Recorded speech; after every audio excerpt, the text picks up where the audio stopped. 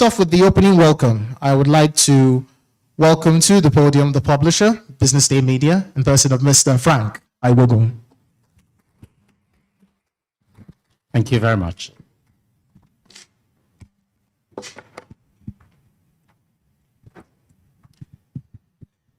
Good morning, distinguished ladies and gentlemen. I welcome you warmly. My task this morning is quite a simple one. And I'm going to do it quickly so we can get into the groove of the conversation we intend to have here this morning. I'm very delighted to see some of our very good friends here who have come to participate.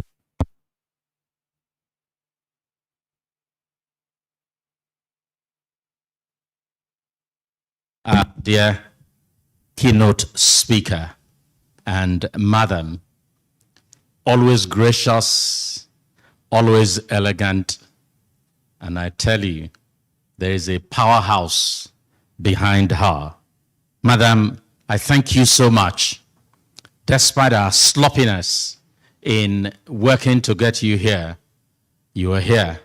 Not just that, you have been here quite early this morning. We thank you and express our profound appreciation for your kind disposition towards BusinessDay. Thank you very much. I know that we are together on another platform of BusinessDay, our Legal Business Editorial Advisory Board, where you have been such a key pillar. Thank you, madam. Once again, thank you. Nigeria's maritime sector is not a side note to our economy.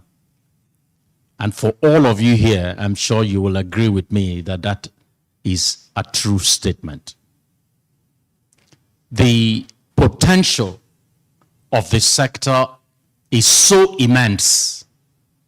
It's so overbearing. Everywhere we look, we see what we can make our maritime sector to become. A huge contributor to economic growth and a significant enabler of growth in other sectors as well.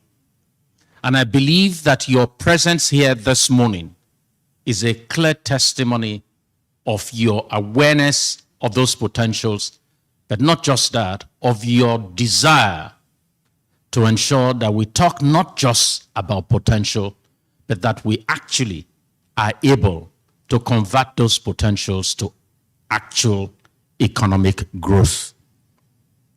As I said earlier, we like to say that we have some of the best brains this morning to help us navigate our conversation.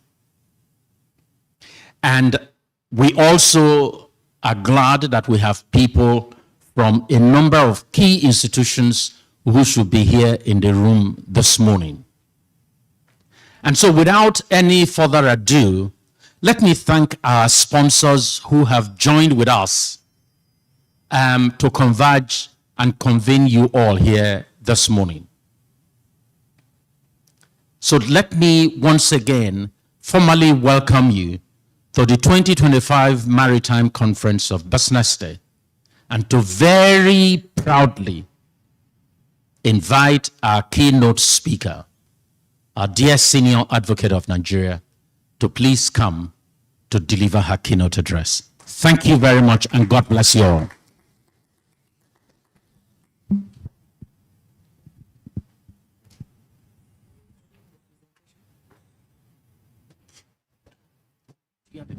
Yes. Okay.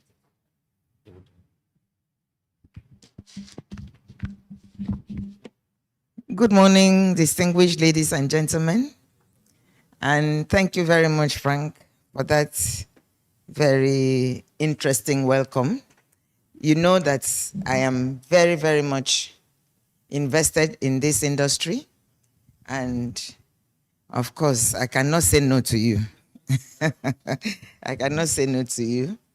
I see and commend the regularity of BusinessDay in making sure that they bring us back at a very regular interval to discuss issues that we should not forget about. We all know, and we are all happy to be identified as a nation that is a coastal state that is blessed by the Atlantic Ocean and several miles, several kilometers of navigable waterways. So it is correct to think of Nigeria as a coastal state, as a state that should generate a lot of revenue from its marine resources. So the interesting thing about today's paper, you see, I'm having technology failure now, as usual. One never knows when this thing happens. The interesting thing about the organization of this conference is that we are going to hear people speak openly and freely. I can see from the audience and also from the speakers that it is not a stage for government speak. It is a recognition that even though government sets the tone and regulates the sector, majority, the large portion of operators are in the private sector. So it makes sense for us to hear and listen to the private sector speak on how the sector is and what needs to be done on our part as the private sector and also on the part of government. Now, the topic is very interesting. The theme, in fact, is strengthening Nigeria's maritime business and then bridging the policy gaps and advancing maritime competitiveness.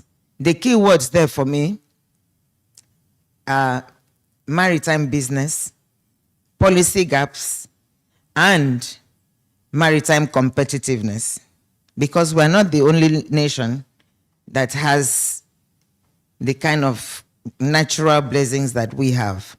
So for us to be able to generate revenue from it, we have to be competitive. I don't know if they can take off this seat because it's going to block some of the images. And so we begin by understanding or refreshing our memories of what we mean by Nigeria's maritime business. I know you know, so that it's just a refresher. Can you give me the next slide, please?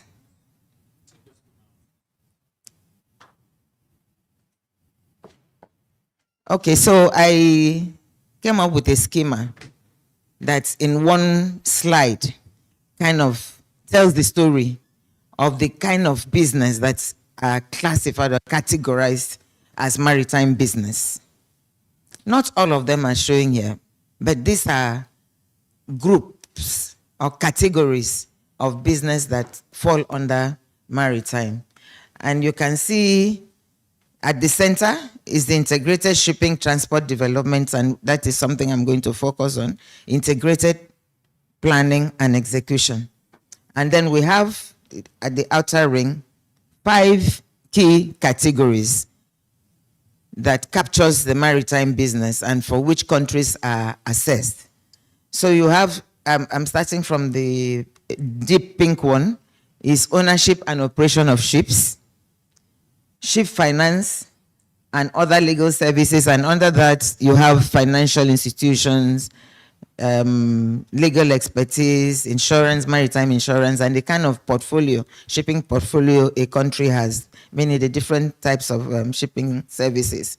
The market sophistication, our maritime shipping companies in the stock exchange, ship brokerage, and the reputation of the country in terms of transparency and corruption. And then you see maritime technology. Under maritime technology is shipbuilding industry, whether it is for new builds or for ship repairs, and such shipyards that are classified by the Classification Society, so that even as they lay the keel, the class is there to regulate and say, yes, this is done in line with the proper technology and instructions. The Research and Development Index, ICT Index, and Innovation, all of those are under maritime technology. And then you see another category, Seafaring Power, which covers the training academies that we have.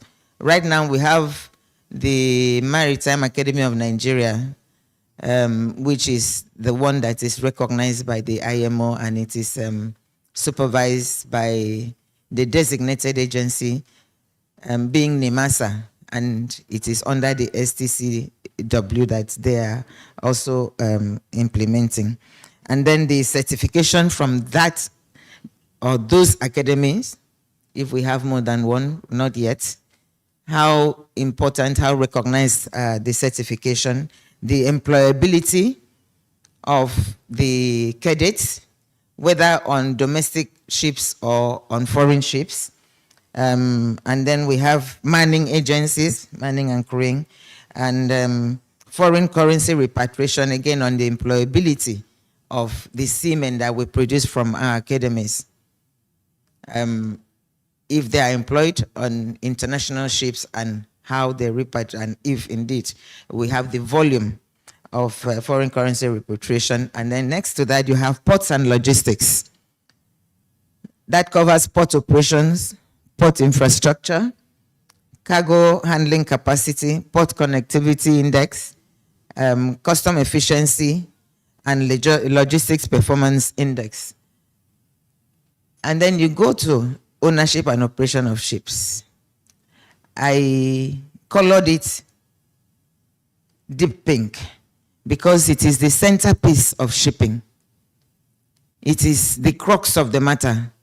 All the other ones around it operate around the main shipping itself, ownership and operation of ships, which in assessing a country, you look at the fleet size, and the fleet size itself has components that includes management of the ship, because you can own a ship and you don't have Nigerians that manage it. The management is outsourced to foreign companies.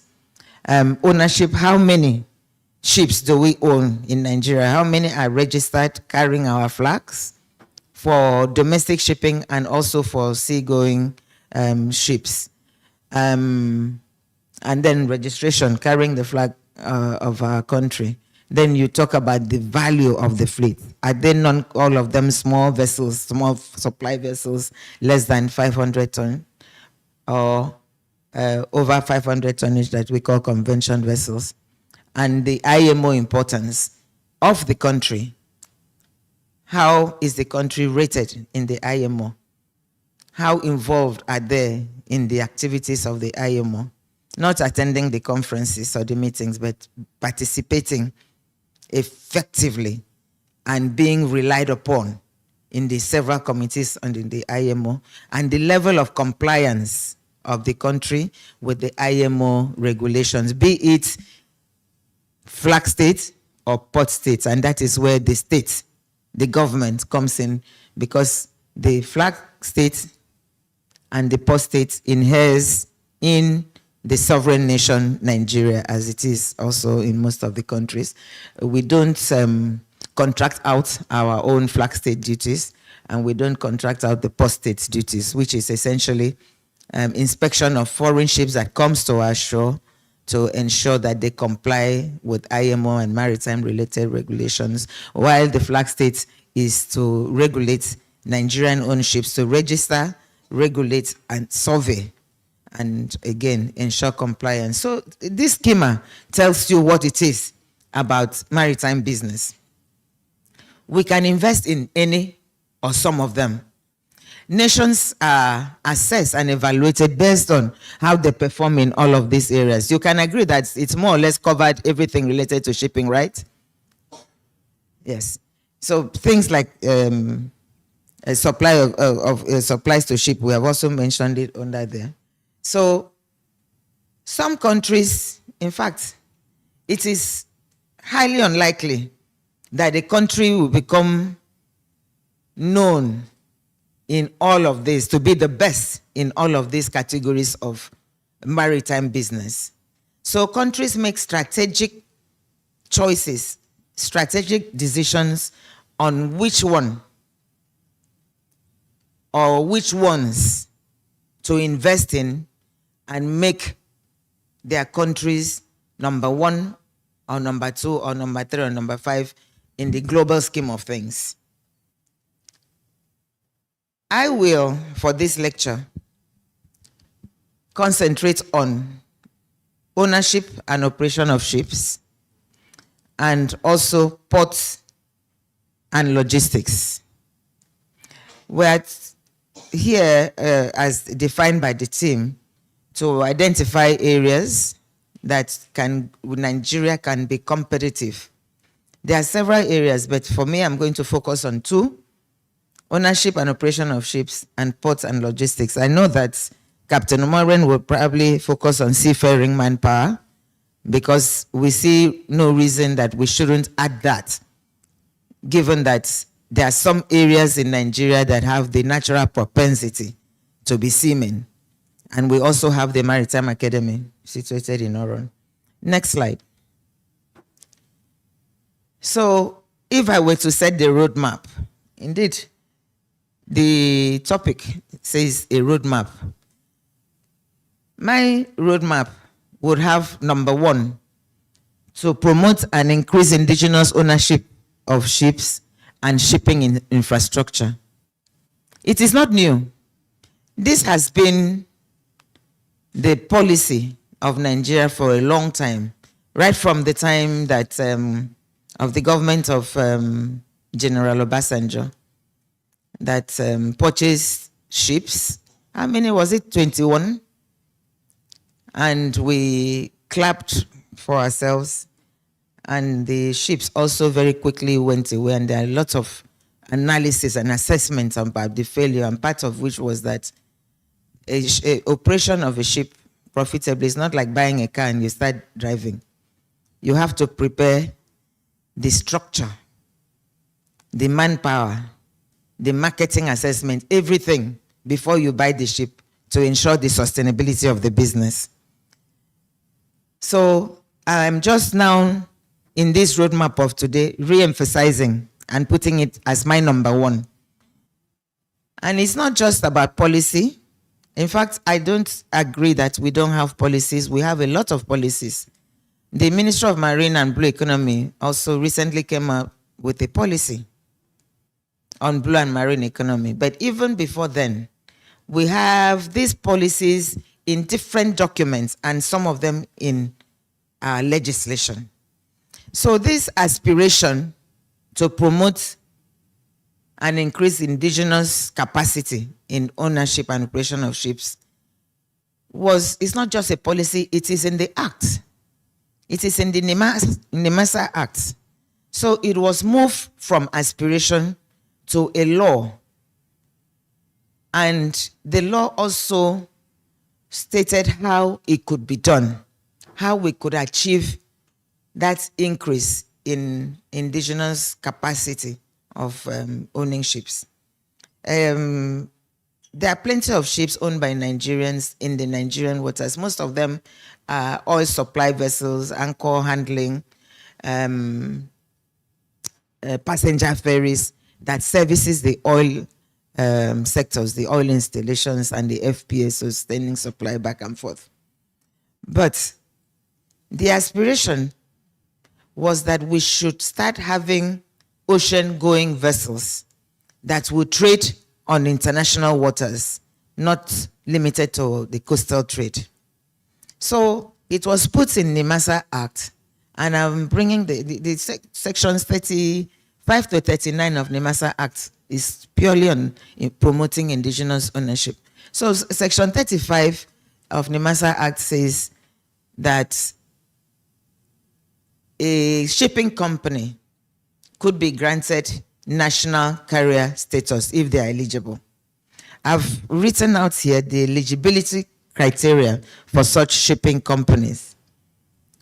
It allows a 60% ownership by Nigerians and 40% foreign, recognizing that we are just starting, we are just going to start, and buying a seagoing ship is huge in capital and managing it. But the act made it such that it would not be too onerous on Nigerians, 60% and then 40% foreign ownership, so we can have that apprenticeship. And that ship has to operate on international waters. It must be flagged in Nigeria. And at least 70% of the shipboard officers, engineers, etc., captain, must be Nigerians to promote that part of seafaring a country like the Philippines, for instance. So we have this. The question is, after this was enacted in 2007, where are we? So you see, I'm talking here that we don't have policy gaps as far as this industry is concerned. We have policy and we have laws. But the question is, how has it helped?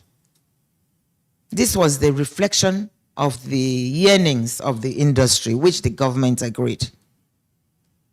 And before we even go to examine where we are and what the impediments are, is that look at the market. Just look at the market. I put in a couple of statistics from Nigerian Bureau of Statistics. Q1 of this 2025, the total merchandise trade, which is a combination of import and export, stood at 38.3 billion naira. 38.3 billion naira. And out of that 38.3 million naira, crude carriage was 11.9 billion. I'm emphasizing and putting that for us to know that there's cargo outside of crude. So the non-crude was actually more out of that $38.3 billion. And then the statistics from Nigerian Port Authority from their website, which is not updated. I know they have the statistics for 2022, 2023, but it's not on their website. And I needed to reference the website. But even going by that, the number of vessels, excluding crude carriage, was 4,100 vessels in 2021. Out of that 4,100 seagoing vessels that came, inward and outward bound vessels, there is none that is registered or carrying Nigeria's flag. Out of the seagoing vessels that sail internationally, bringing goods in and out of Nigeria, are all foreign-owned, foreign-flagged vessels, right? So there's market that Nigerians could go into. Why are Nigerians not going to it? A certain minister came and he prioritized this. That was Amechi. He set up a committee, Nigerian Fleet, something committee. I was in that committee. And we tried to see if this can be achieved. Some Nigerian entrepreneurs in the shipping industry came to us, very excited. They had sourced some foreign shipping companies who were ready to take 40% of the shares. Young Nigerian entrepreneurs, very good prospects and business case. And in the committee, we also had some ship owners who were willing on their own separately to bring in 60%. And the minister, Amechi, sourced PIL of Singapore to work with us in the committee, and PIL was also interested in this effort. So there was that was driven by the minister through Nigerian Shippers Council, and there was another prospect from a group of a company of entrepreneurs in Nigeria. What happened? PIL He said, fair and good, but where are the cargo? Because as part of the marketing studies and marketing strategy, it's a business. So where is the cargo? When we invest in this, and that other company, also their foreign partners, also said, where is the cargo? Is it that the drafters of this bill, of which I was key, did not think about the fact that there has to be cargo for them to carry? Next slide. Section 36 knew that that would be something that any business person going to would want to have as a guarantee, because we don't want to have a failed business. So Section 36 provided for cargo guarantee for any vessel that meets the eligibility criteria of Section 35 and granted that status of national carrier. It guaranteed exclusive carriage of cargo owned by the federal, state, and the Anambra State Commissioner is here, and local government. That is government cargo of the 3 tiers. Also, the Act, Section 36, said that NIMASA and other government agencies should provide incentive to Nigerian companies that employ the national carrier. Nigerian manufacturers, traders that will choose to use the national carrier should be incentivized. It also guaranteed the right to carry a minimum of 50% of liquid bulk and dry bulk cargo. It guaranteed the right to carry a minimum of 50% of cargo emanating from technical assistance and international aid, as we know that they like to choose their vessels. This aid comes with a lot of conditions. They would choose their vessel so that their ship owners can continue to be rich, using that aid to pay them. So we said not all of it, but 50% has to be carried by Nigerian national carrier. And then with respect to petroleum and crude, given the criticality of petroleum and crude oil to our economy, the Act said NIMASA with the relevant ministry are to work out the degree of participation in the carriage of crude to international customers and buyers. And all of this covered import and export cargo. So the ministry could not give this guarantee. You know why? They couldn't give because they don't own cargo. NIMASA does not generate cargo. They cannot on their own guarantee cargo, but it is the aspiration of Nigeria. It is an act of the National Assembly. So how are we going to implement this? How are we going to make it a reality if the Ministry of Marine Transport or NIMASA takes it as their own project, when in fact they don't have cargo? It brings us to what the core of the problem is: the absence of integrated planning and implementation amongst the relevant applicable agencies of government. As you were reading this, the criteria and also this guarantee on cargo, I'm sure you're thinking, and the incentives which are fiscal intensive, you're thinking which ministry, which agencies are directly involved in this. One would immediately think of Ministry of Finance as far as incentives are concerned, fiscal incentives. One would think of the Nigerian Export Promotion Council, and then NEPSA. One would think of immigration. One would think of Ministry of Mining, right?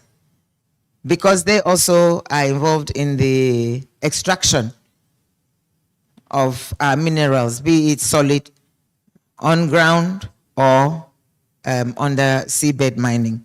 And several other ministries: Ministry of Petroleum, Ministry of Agriculture, all the ministries that have something to do with cargo, have to be part of the integrated planning and execution for this to be a reality. I can tell you that there's nothing the master can do. The minister tried it. At that point, we re-emphasize that this solo approach cannot work. It has to be taken as a national project for it to become a reality. Next slide. Next slide. So my second priority in setting the roadmap is that Nigeria should record significant improvement in Nigeria's logistics performance index. You will see why I said 25th, why I didn't say the first 5. When you look at this at the bottom.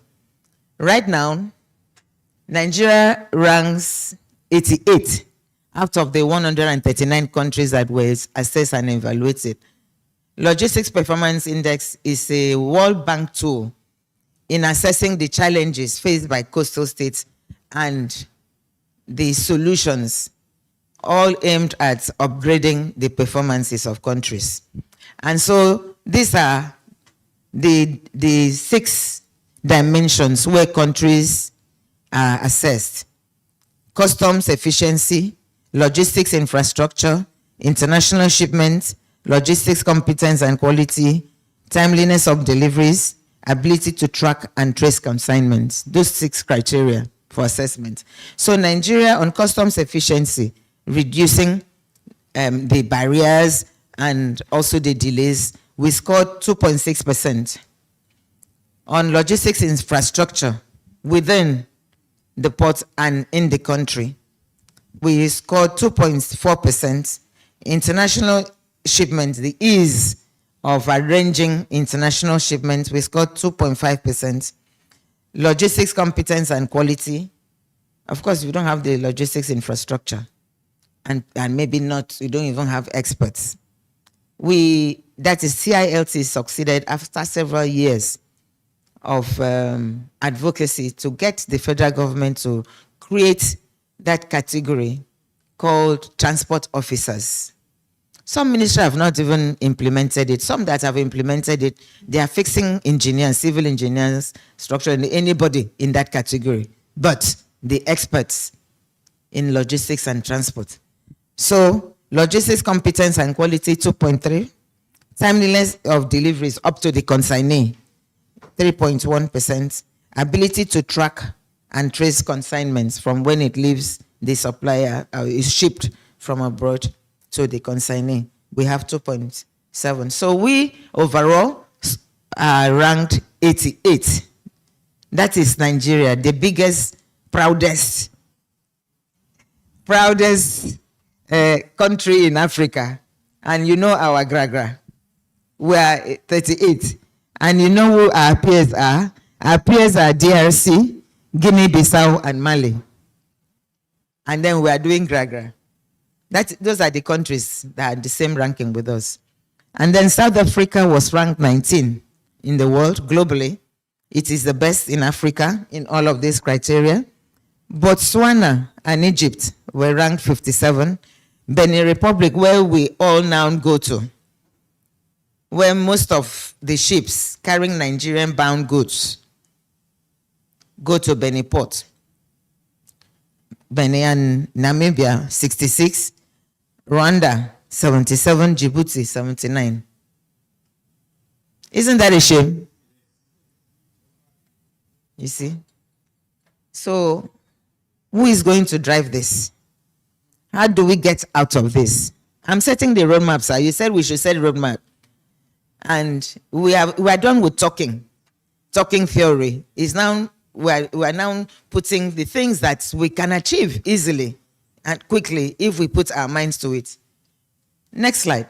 So that's my second one. And that leads us to adopting a new approach. And this is for all of us to preach. Adopting a new approach. And that approach is whole of government. Whole of government, integrated planning and execution. Because achieving those 2 goals and any other one you would have added from that first slide, is a multi-sectoral and multi-stakeholder issues, and therefore requires multi-sectoral, multi-stakeholder collaboration. So that whole of government means, one, Nigeria has to recognize the maritime sector as a key economic driver. Okay, we will say yes, we have. That's why we've created the ministry. They've separated it, marine and blue economy, and that is why, and they have also come out with that policy. But how are they driving that process? In that policy that was issued, you look at the implementation committee. The implementation committee is a list of all the parastatals or agencies under the Ministry of Marine and Blue Economy. Does that show the understanding that to get to where we want to get to, we need to sit with the other ministers and ministry? If the core implementation team is limited to the ministries that are under, to the agencies that are under the ministry. And Dr. Mogo would remember that we were invited to help set up the structure, organizational structure for the new ministry. Was it December 2023 or January 2024? The work started in December, we concluded in January 2024. So one of the departments that we put in there was the business and commercial department. And they asked us, what is this going to be for? You saw the previous slides where I was talking about the national carrier and also the issues about cargo. Those are commercial issues. It needn't be a committee like Amechi set up. Entrepreneurs should be able to go to that department in the ministry. I've set up a company, we have 60%, we have foreign owners to take up the 40%. We need you to effectuate this cargo guarantee. It is that business unit, business commercial department in the ministry that will then do the work to call other ministries. But even before that department does, at the level of ministers, if you recall, madam, we had put a tier that they should have at the ministerial level, a committee to help in the implementation. It was somebody in the ministry that said, no, don't put. Yeah, because it would be like you're giving us equal, bringing those people to be equal to our minister or to come and encroach in our territory. Some of the ministers' people understood that he came along with, from outside, but the minister, there was someone in the ministry that said, no, they have to take that off. So this silo approach does not work. Whole of government, if Nigeria, at the level of the federal government says, okay, we are going to have 5 ships owned by Nigerian seagoing, and the law says guarantee them cargo, and FAKE says we must make sure that this happens. Ministry A, what is your contribution? This is going to be what you need to do. Ministry B, this is what, at the next ministerial retreat or meeting next FAKE, I want to see what each of you have done towards this common purpose, this common project of ours, being a Nigerian project, not a NIMASA project, not a project of the Ministry of Marine and Blue Economy, but Nigerian project.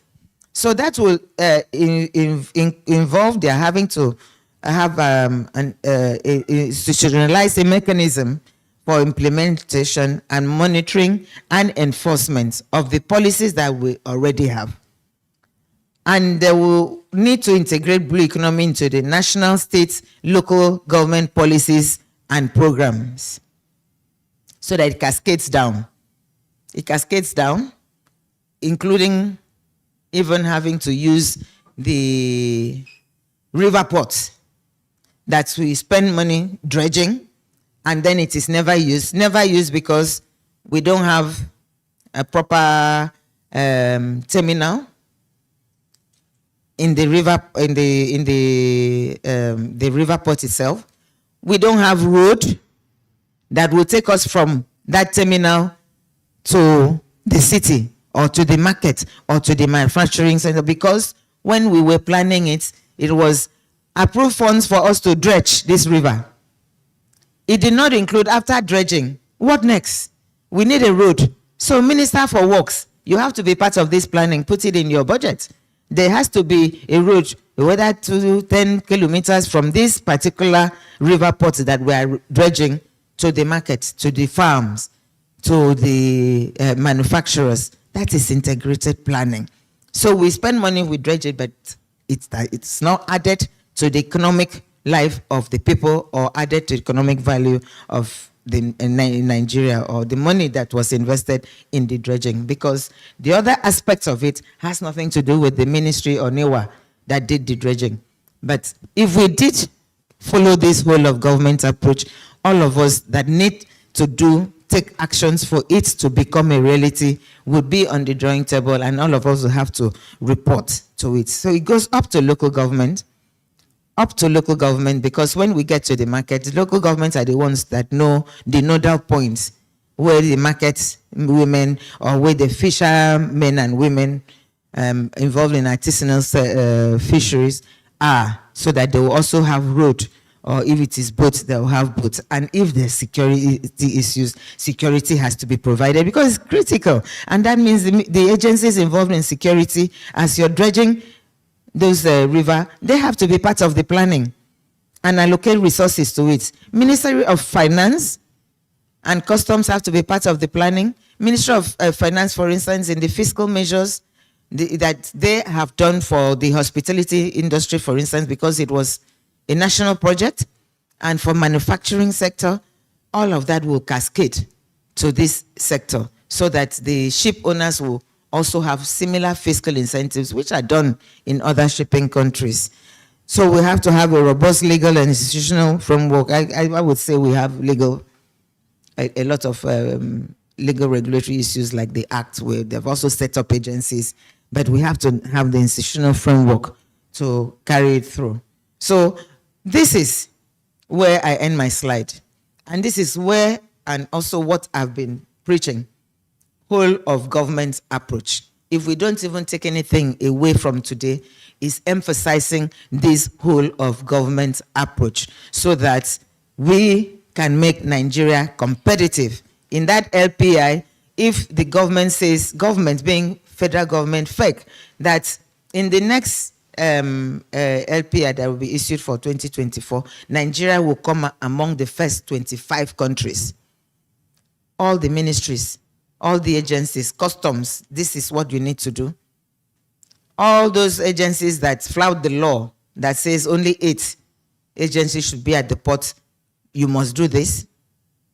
Indeed, they should even reduce from that 8, because we see in other countries, those custom people working, they are representatives from other agencies. You don't see them. So it's not rocket science. It's just having to know that you need to do this. And if there's that integrated approach, we will have competitiveness in shipping. The taxes that they charge our ship owners will be reduced or removed, as it is in several other countries. Even now, aviation has gone a step ahead. They're always a step ahead. Now they have removed the tax on spare parts. That should be the same thing for shipping. Zero importation tax. Aviation had been enjoying it for a long time. It should be the same thing for shipping. Though they say they have now, as of last year, Custom had put in their guideline, but it has to be strengthened so that it is implemented. So I will leave you with the panelists with these thoughts, and hopefully we will be inspired to carry on the message. And next slide. I'm ever so hopeful. We will get there with your help. Thank you so much.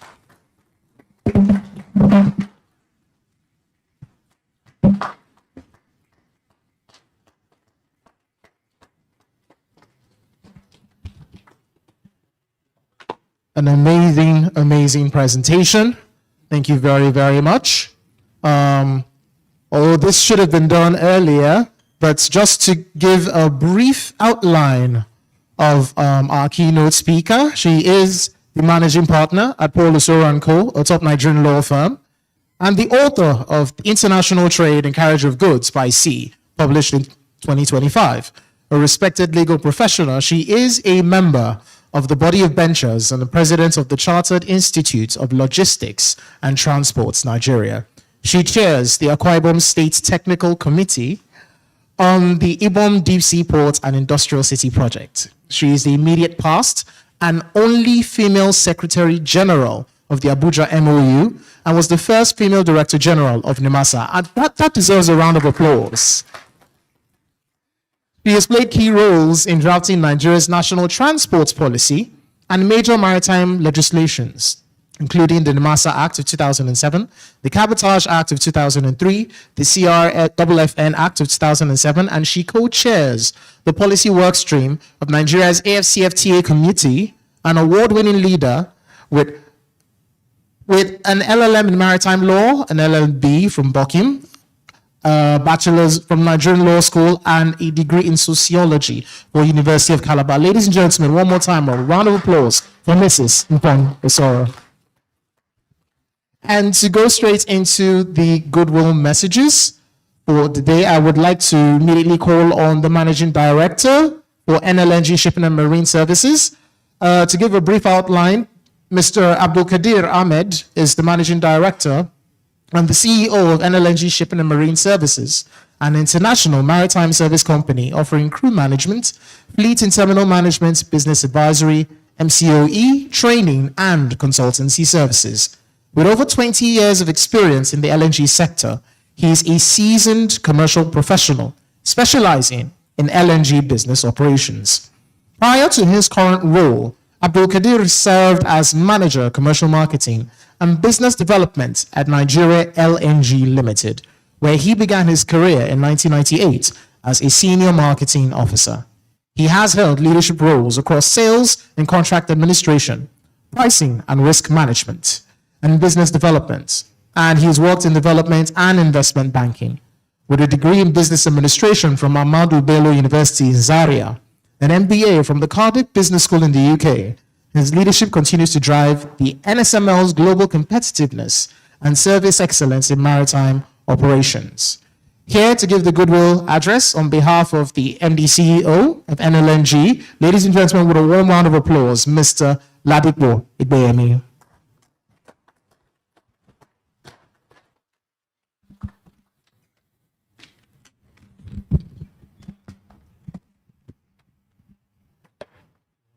Good morning, distinguished ladies and gentlemen.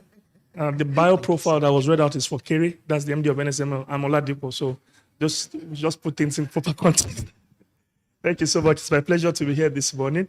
Let me start by extending the apologies of the MD of NSML, who we fondly call Kerry, who is unavoidably absent today due to business exigencies outside the country. We'll have loved to be here today in person because of the importance of the theme of this year's conference, which centers on policy and competitiveness of the Nigerian maritime sector.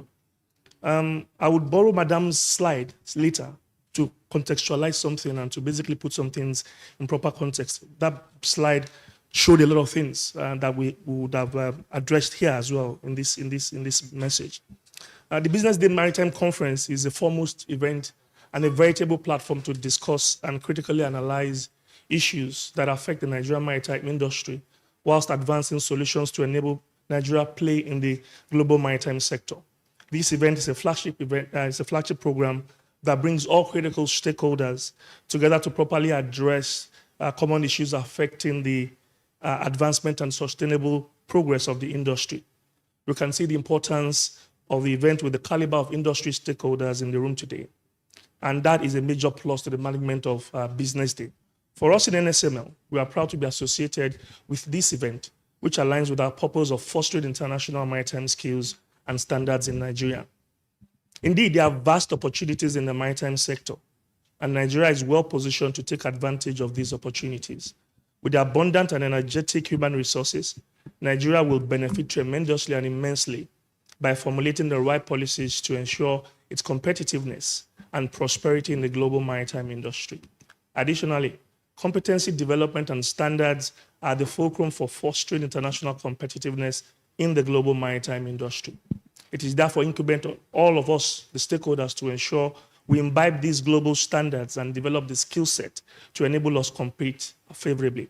For us in NMSML, we have been at the forefront and vanguard of providing innovative and sustainable maritime solutions in line with our vision, whilst we also seek to provide cost-efficient maritime services in a safe, reliable, and sustainable manner to meet the aspiration of all stakeholders.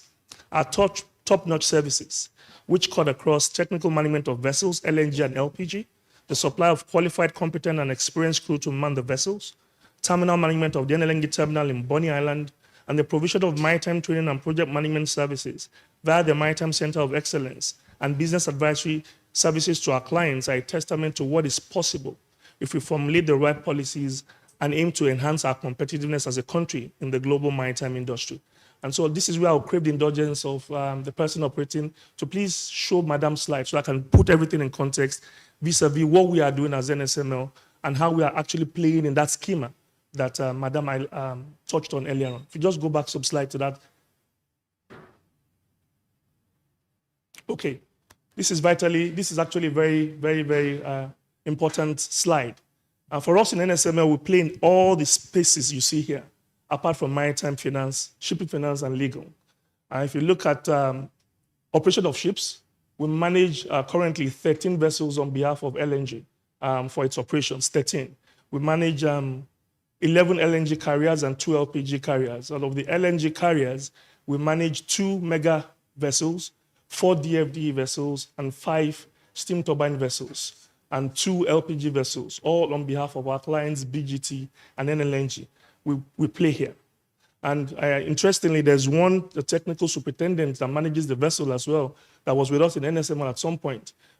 You see that the company has been deliberate in ensuring we domesticate this foreign skill set locally in Nigeria to ensure we advance maritime operations and services locally. In terms of ports and logistics, we manage the ever-busy NLNG terminal in Bonny Island on behalf of NLNG to ensure the safe evacuation of cargoes from that port, from that terminal on a daily basis. So we have foreign vessels and even vessels for the project vessels that NLNG has. We manage that terminal on behalf of NLNG to ensure the safe and reliable operation of that terminal. Seafaring and manpower, this is where we actually earn our bread and butter. Today, we have over 700 seafarers on our books that man those vessels. And maritime technology, we have a center we call the Maritime Center of Excellence in Bonny. And there we have training. You see that we have training simulators that we use to basically train our seafarers and other third-party seafarers. Today, we are actually carrying out training services for all producers trade section to the Marine Accelerator program to ensure that we have the Nigerians that are working in the oil and gas sector adequately upskilled to ensure that they're able to play well in that space. Maritime Center of Excellence is also responsible for the supervision of vessels outside the shores of this country. We've already done one on behalf of a client, and we're in the process of actually finalizing another contract to ensure that we also supervise the construction of another very large gas carrier in Korea starting from 2020 to 2026. In terms of seafarer manpower, I've already talked about that already. So if you look at everything, this is where we play as NSML. So it's deliberate that we have been able to basically forge and move ahead. And it was due to deliberate policies to ensure we domesticate this. So we have to be very, very deliberate. This can't be another talk show. We can give you that it's possible. And when you have the right skill set and you have the right drive and you basically marshal that with the right policies, I can guarantee you that we can actually do it as a country because we are doing it in NSML. And that's what we do on a daily basis. So it is possible. Nigeria can play in this space, but we have to be deliberate about how we basically come up with the policies to ensure that we're able to take our rightful place in the global maritime industry. As we sit down to discuss today, it is my earnest expectation and hope that this conference achieves the desired objectives and will come up with implementable solutions for the growth and development of Nigeria's maritime sector. Many thanks for listening.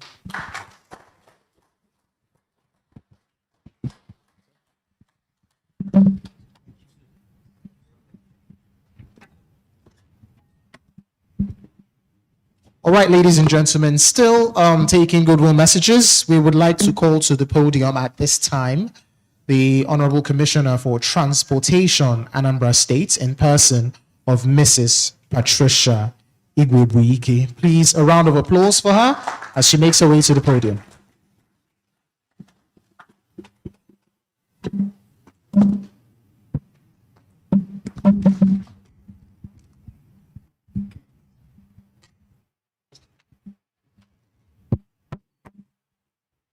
Good day, everyone, ladies and gentlemen. I bring you greetings from the Governor of Anambra State, Mr. Governor, Professor C.C. Soludo, CFR, and the good people of Anambra State. I am particularly elated to be here. One of the reasons is that we have Onitsha River Port, and we want to collaborate with as many agencies, state and international sectors to make sure that that river port becomes very, very viable. At the moment, it's a concession. It's concession by the federal government to a consortium. But nevertheless, when we look at the Lekki Deep-Sea Port, and the collaboration of the states and the local government and the various agencies, we now feel as a state that we must do the needful to make sure that the Onitsha River Port becomes very viable. Most of the imports into Nigeria and into the southern Nigeria comes to the eastern part of Nigeria, and particularly to Anambra State. And we have seen the state of our roads. And when we now decide as a country to use the resources that we have, then everybody would put their hands on deck and see that the Onitsha River Port complements the other ports that Nigeria has. A lot of work needs to go into it, and this is the time that we'll start, and one of the reasons why I'm here, to begin to network the people that know, and for us to get the training. So it's not just that you have a river port, you get the capacity building, you get the interaction with other people in the sector. This is a wonderful opportunity. I'm here to learn, and I'll take the good things that I learned back to my state. Thank you very much.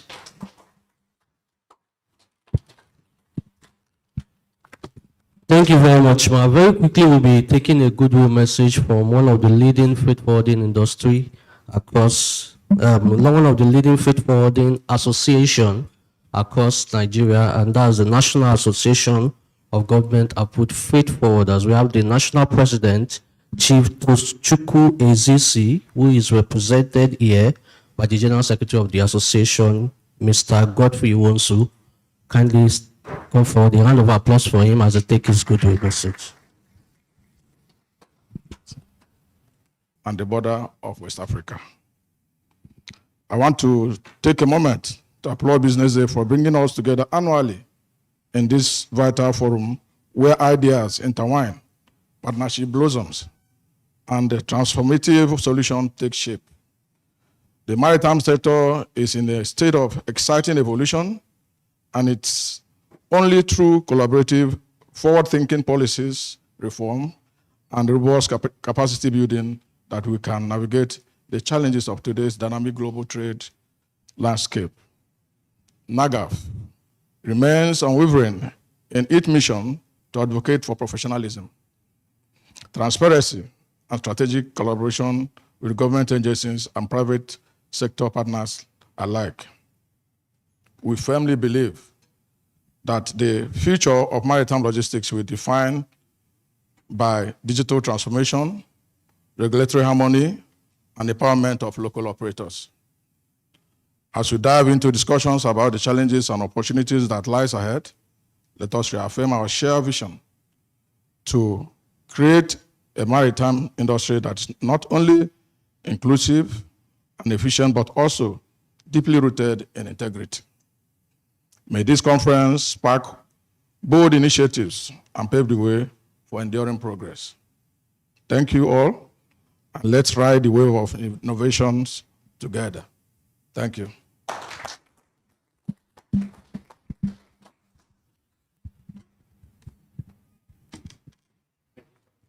Thank you very much.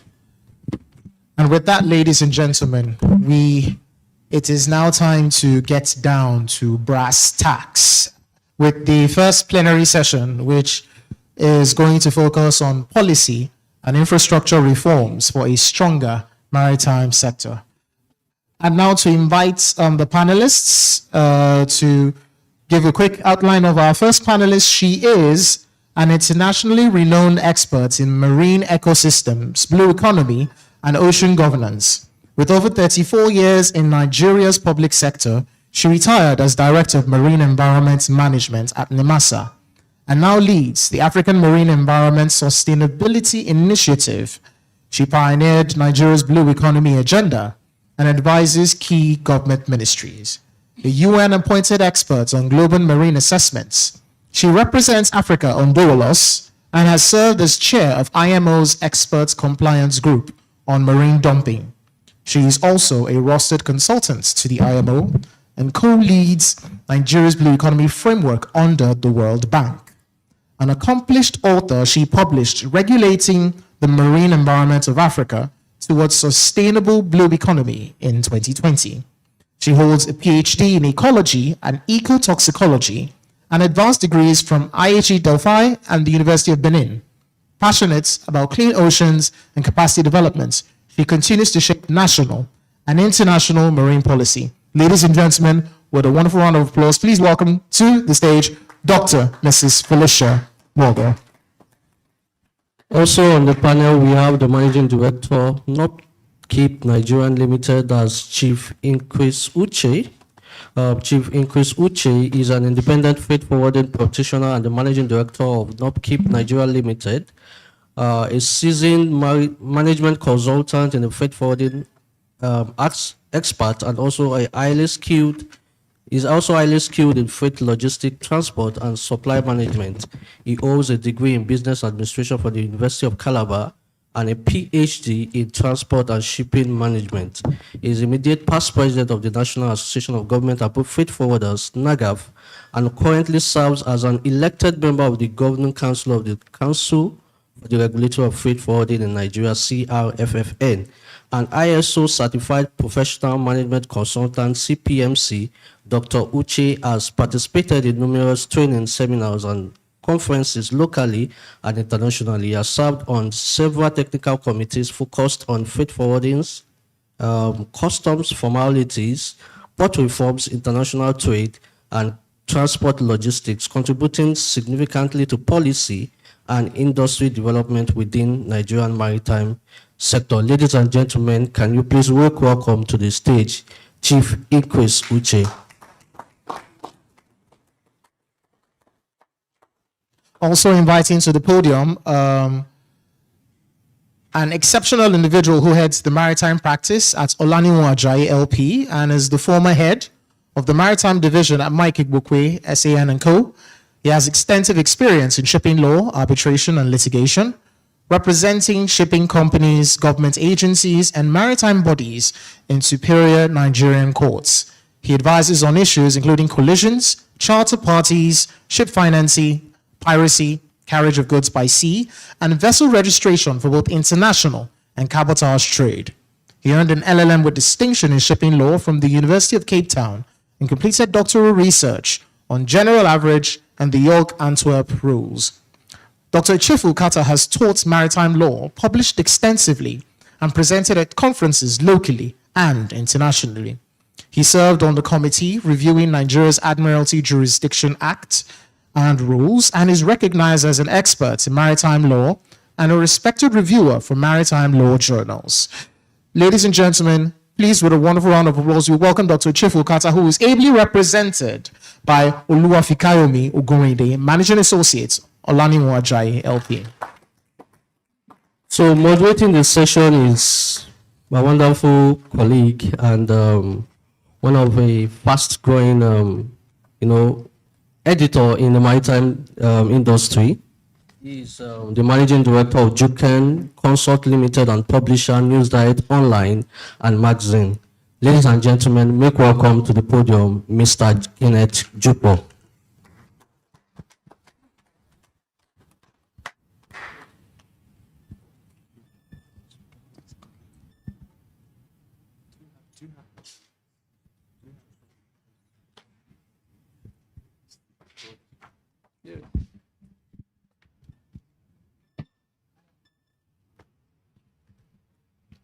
Good morning, ladies and gentlemen. It's actually an honor to be on this high-powered panel, which should have been all doctors. So we have 2 doctors and 2 aspiring doctors. Thank you very much. Usually, a panel will have us discuss and then have questions thrown from the auditorium. But we have decided to have it in a kind of reverse mode. So we would like to see how prepared you are for this panel by having an opportunity for 2 quick questions in the next 30 seconds. 2 quick questions. Any hands, any hands, any hands, any hands, any hands? Okay, beautiful. Can I find no hands? So we'll be diving in. So you want us to maintain the traditional style. That's beautiful. So from what we've heard so far, I believe you agree with me that the future of Nigeria's maritime sector would rest on 3 key pillars: policy, infrastructure, and innovation. The first 2 pillars are what the panelists here are going to be discussing: policy and infrastructure.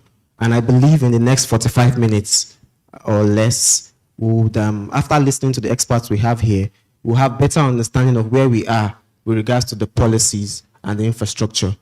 And if any, our esteemed speaker said we really don't have policy problems, we have implementation problems. But if any, we'll find the reforms that are needed in the existing policies and the existing infrastructure. So we'll be starting, of course, ladies first and doctors first before the younger academics. Dr. Morgo, we would like you to kindly look at the existing reforms in the nation as it affects the Nigerian maritime sector, and as the existing regulatory environment, and then tell us very quickly where the reforms are needed as it affects governments. Earlier, the speaker told us, the keynote speaker told us that we should have governments all-in kind of approach. So where are the reforms needed as it affects governments, and how can we effectively implement these reforms? Thank you. Thank you. Good afternoon, everyone. Is it good afternoon? Good morning, everyone, and thank you for having me here this day. And I really align with the keynote speaker, but if we are now discussing the maritime business in Nigeria, we've seen that it's not just the traditional things we know, the aquaculture and shipping. We also refer to those resources as recognized by African Union as the heritage of African maritime and blue economy. We refer to the mangrove, we refer to the Sender Beach, we refer to our regional coastline, 853 square kilometers. Then we now refer to of course, the coast, the gate. And then we talk about the EEZ, then the offshore.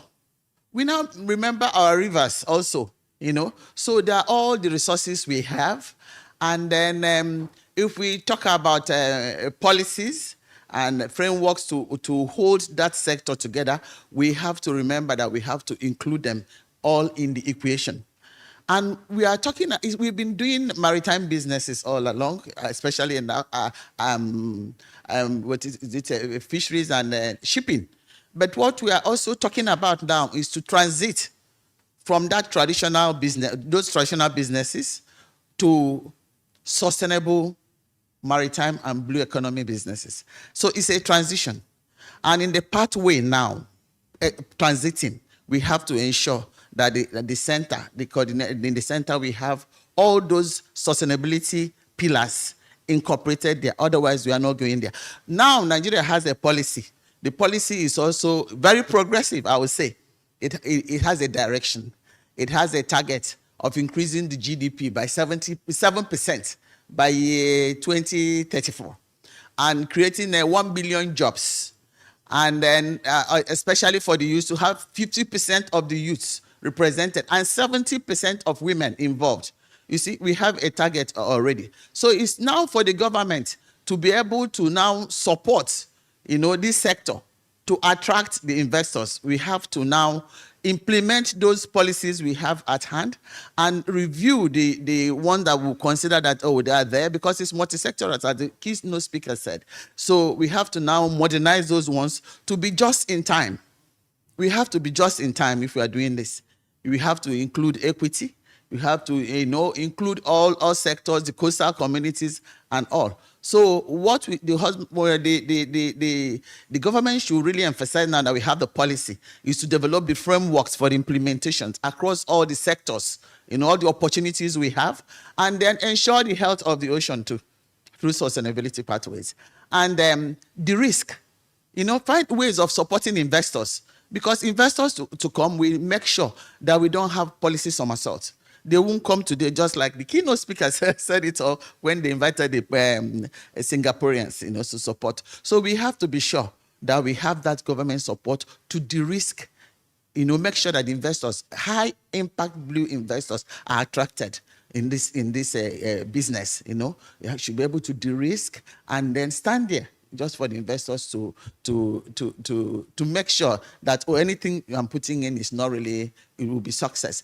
And we must remember that without sustainability, the blue economy agenda will not hold. It will not give the expected result. Thank you. Thank you. You're actually a wonderful audience. We didn't have to prompt you to clap. Thank you so much. We would like to hear from the freight forwarding perspective. Dr. Mogo has highlighted the role of government. She has told us that there are opportunities. She has also told us that the marine and blue economy policy targets to provide 1 million jobs in 10 years. That will average about 100,000 jobs every year. For the freight forwarding society or freight forwarding community, there are opportunities there. So you've also been president of one of the groups, leading groups in the sector, NAGAF. Can you tell us what the challenges are and how do we address these challenges, especially as they affect decongesting the ports and having policies that ensure freight forwarding business is seamless? I know over the years we've also had issues about your business being said to be operated more by foreign operators. So how is it and how do we progress? Thank you.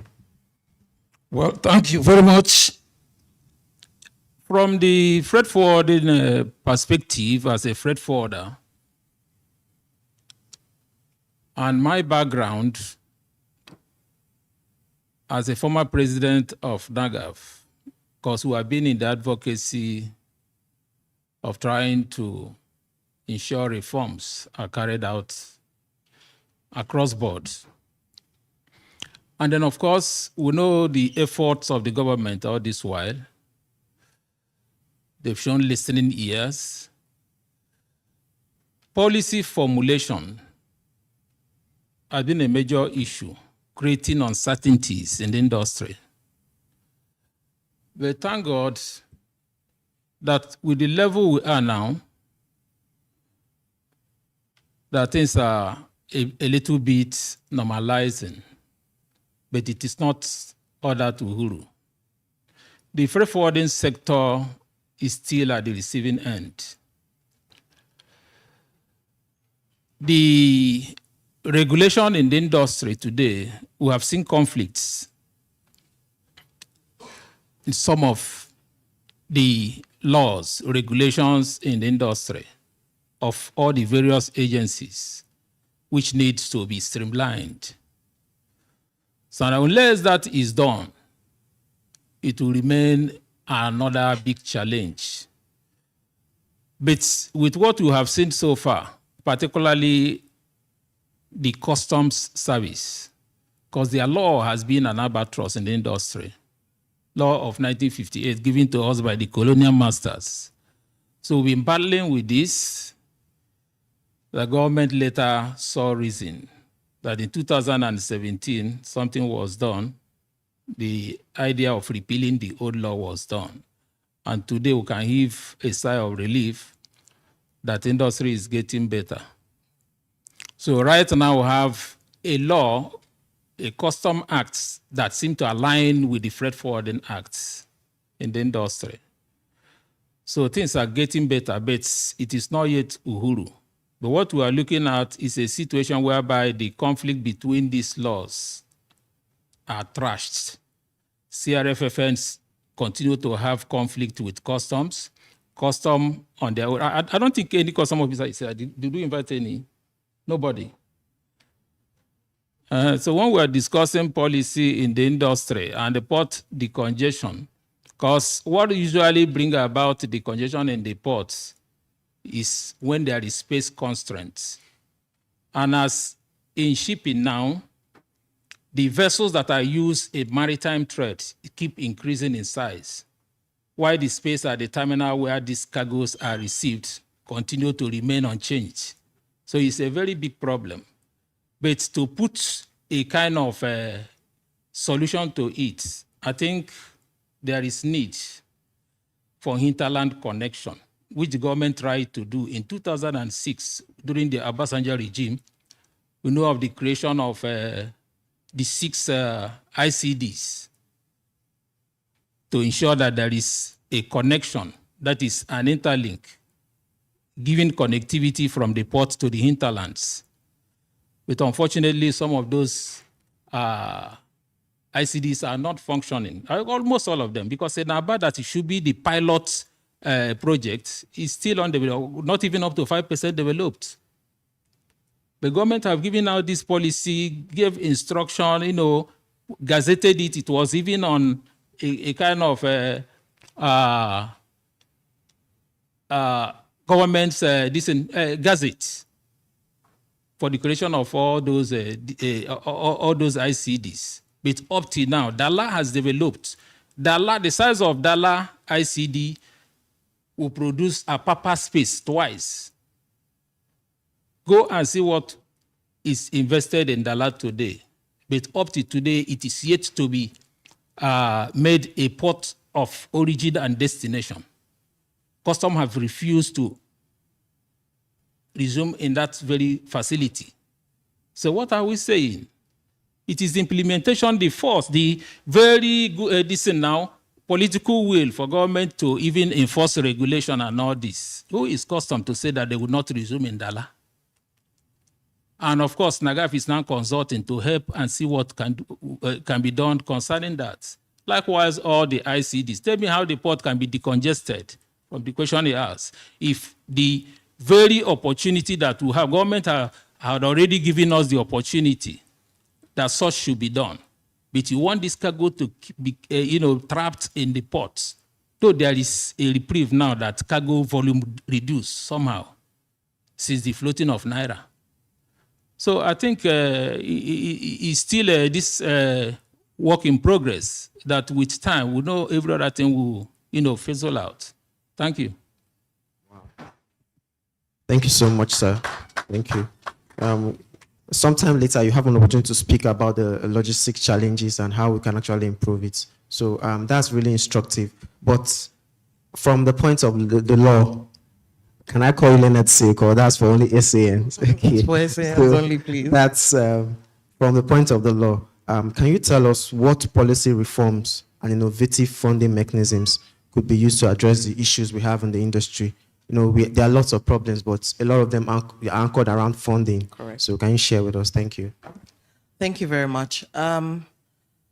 Quite interestingly, I want to make reference again to the slides by the keynote speaker. It was very comprehensive. Thank you very much, ma'am. It pointed to the fact that, again, perhaps we need to stop focusing on policy and start focusing on why we are not implementing. And of course, in local parlance, they'll say, you don't have money, you're talking. What's your idea? Yes, we have all of these ideas, but it's all built on how much we're able to access and how we put those funds to use. And that's why it's significant, just as Prof has stated, that our implementation must target what is relevant to the market today. Today, aquaculture, marine life, those are the things that are really thriving. And also transportation of goods by sea. We have a lot of that in Nigeria already, but why are we not attracting the relevant funding? It would interest you to know that part of this reason, just like we've identified this morning, is that the responsible agencies are not acting as if we are all part of a body and are all tuned towards the same goal, i.e., enhancing the economy in Nigeria. So if we take it from that perspective, I would say, go back to the international market. That's where the funding is. There are so many organizations that have available funding that we can tap into. First, for instance, there are the blue bonds that are being floated by different countries. I know Singapore floated a blue bond and it was quickly subscribed to. Seychelles, floated a blue bond and it was quickly subscribed to. And it's because those who were willing to subscribe saw the potential. And today, Seychelles has moved almost 10 to 15 years forward in their blue economy objective, whereas we are still here planning, looking at policy, whereas we could have tapped into some of these funds. Again, it's not for a lack of ability to access the funds, because if anything, the Deutsche Bank funding that we got for the Lagos-Calabar Coastal Road shows that if infrastructure is the main objective of our request for funding, and there is political will, there is institutional support for the proper utilization of those funds, we will be able to access funds. So again, when we talk about what type of funds and policy we should be looking at, I would say that we need to start to introspect first to see why we think we have been denied or we've not utilized those avenues that are available to us. Try to change our mindset on the access to those funds, and then equip each agency or each ministry with the power to actually create those funding avenues and tap into those funding avenues. And how do we achieve this? For instance, we say that there's congestion at the ports, we're not managing the processing and release of cargo quickly and all of that. If we're able to access funding that allows us to digitally monitor this, I'm not sure that today the NPA can of its own raise a bond. So if the NPA cannot on its own raise a bond, it means that the Ministry of Finance, for instance, has to be on board for the creation of any bond. So it has to be an interaction between both the Minister of Marine and the Minister of Finance. But then it means also that we're also looking at the Minister for Trade. So all of these things work together. So I would say that my call for new funding is not in the books. My call for new funding, or our call for new funding, is in the cooperation of the relevant agencies, the relevant ministries and government bodies, and then we can start to act from there. And again, bureaucracy can only take us so far. The moment we start to see the gains of all of these investments as part of what helps the economy to improve quickly, I think that it becomes so easy to achieve all the aims that the government is set out to achieve. Oh, that's beautiful. Thank you. Thank you for telling me. Thank you. So I believe very quickly we've been able to look at the funding issues. We've been able to look at the infrastructure challenges and opportunities. It would be nice to hear from a sustainability expert in Dr. Morgo. You know, as we plan for the future, one of the core issues is sustainability. How prepared are we? Where are we at the moment? And why is it important that we look at environmental considerations as we make decisions as stakeholders in the maritime sector? And something comes to mind. Let me just quickly chip this in. Recently, we had a training for maritime media executives that was coordinated by esteemed guest speaker here to the keynote speaker. And we learned in that meeting that our waters are one of the most polluted, especially our lagoons. So where are we going? We're planning about the maritime space, and in such kind of environment, why should we change the way we go about our business in the maritime space? Thank you very much. Yeah, when we were talking, something occurred to me that I have to leave that proverb, that the journey of 1,000 miles, Sabi, starts with a single step. So we've started the journey, and then all we are observing and bringing up, they should encourage us to go ahead. Just like Ron Connolly sang, go ahead. We shouldn't stop, So talking about environment and sustainability, sad enough, it's not really sad, it's a good thing, because ESG, environment, social, and governance, they are now is now what is ruling the world. So we have this policy at hand. We identified we have a lot of opportunities, but if our environment, the marine environment, and totality of it all, both if the pollution from land-based pollution like marine litter, and at sea pollution from activities at sea and from vessels are not taken care of, then we are not really moving forward. Those are the primary things we should handle. Then on social aspect of it, we are talking about the Sustainable Development Goals, the 17 goals, and we can see that they're all interlinked. If we don't have good social stand when we are carrying out activities at sea, we are not there, because we have to include the coastal communities. We don't leave carbon footprint for them, We don't leave sicknesses coming from pollution for them. We should carry them along, and they should benefit from the blue resources. There shouldn't be capital flight above them. If we don't have that, and so many other ones I will not be able to remember now, then governance issues, as we mentioned earlier on, if we don't have a steady and trusted governance system, added to social issues, environmental issues, then we may not even be able to, we may not be able to access any fund. The funds are all there. Just like in Seychelles is a small island state, talking about it.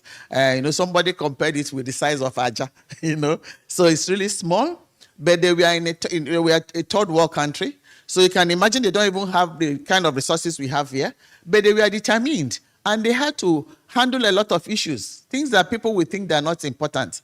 Even they have a lot of languages, in there, but they maintain what they call the Creole mentality, that we are one.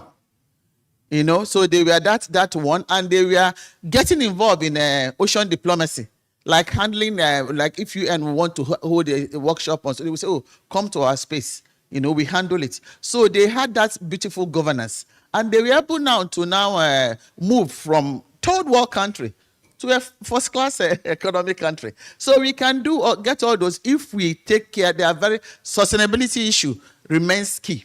If we're able to take care of all this, by enforcing the regulations to protect the marine environment, by including the inclusion, including the community, all structure, everyone, capacity building up the capacity, and we have sure, trusted governance system. We'll be able to attract grants actually that can help us to move on. But when we don't do that, we wouldn't get that. So, but it starts, I believe in that, the fact that when we all join to sing the chorus, the music will be louder. That's what we are doing here today. And we all have a role to play in our various offices. If you have your terminal, you have to comply with regulations. A ship owner, you comply with the regulations. And then the regulators should also be up to their responsibilities. The policymakers should always watch and see where there is need to work together, because the blue economy sector, every environment department, all of them, they are all supposed to be working together. Everybody should take a place in the stage, and we'll get there. Thanks. Thank you very much, Ma. Thank you. So we're back to the port. From the marine environment, we're moving back to the port. And of course, Sauchi, from your experience in import and export business in the country, what should we prioritize most in decongesting our ports? I know there's a challenge of infrastructure. There's a talk of automation, single window, BODOGO, all lots of that. But what should we prioritize? Probably in the next 1 year, if we prioritize the key issues you mentioned now, we can actually speed up cargo evacuation and also the turnaround of vessels at our ports. Yes, the situation at the port today is in a sorry state anyway, because looking at the ports, what we have today is a river port, apart from Lekki. The port of Apapa is a river port. Port of Tinkan is a river port. So there are a lot of challenges in terms of the question you are asking. So in import and export trade, which we are into, we have been experiencing a lot of challenges. Challenges in terms of infrastructure, equipment for cargo handling. But the unfortunate thing is that the terminal operators, the service providers, some of them don't seem to provide, so to deliver the kind of service that will, assure or attract patronage of the port. Because you keep hearing of cargo diversion and all that.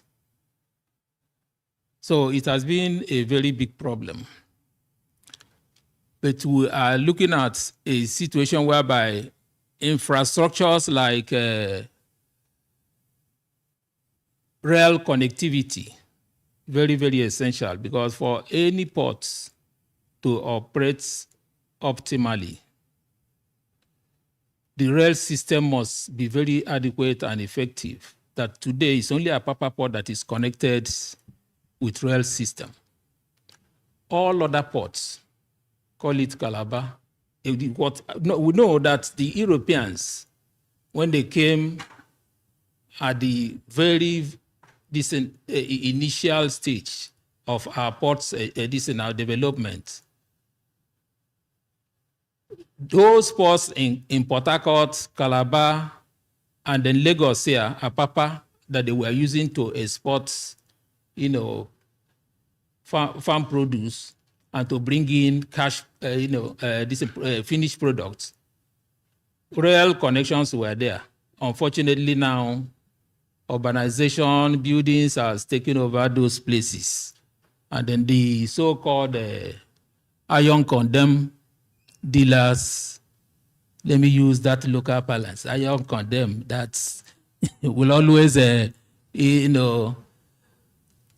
steal and vandalize the entire process. So it is very, very important that the way it is now, other ports need to be connected by rail to ensure that the complete infrastructure is there.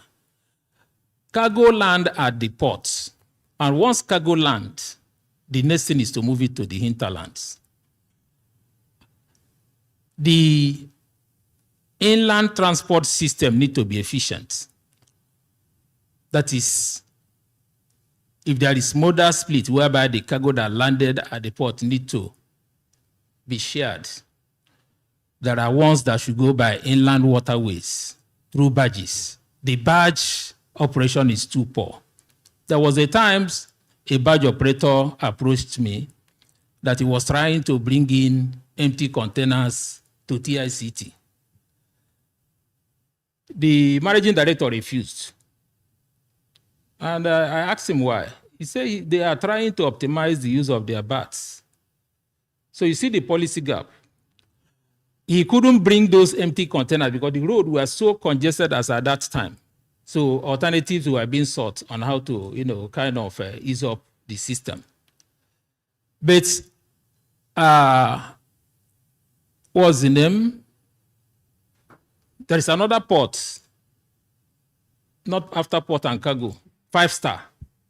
5-star, they were liberal, they were flexible. They allowed the barge operators to bring in those empties through their terminal, and then by road again, they will load it on truck and then still move it to TICT. So you can see the encumbrances in the chain.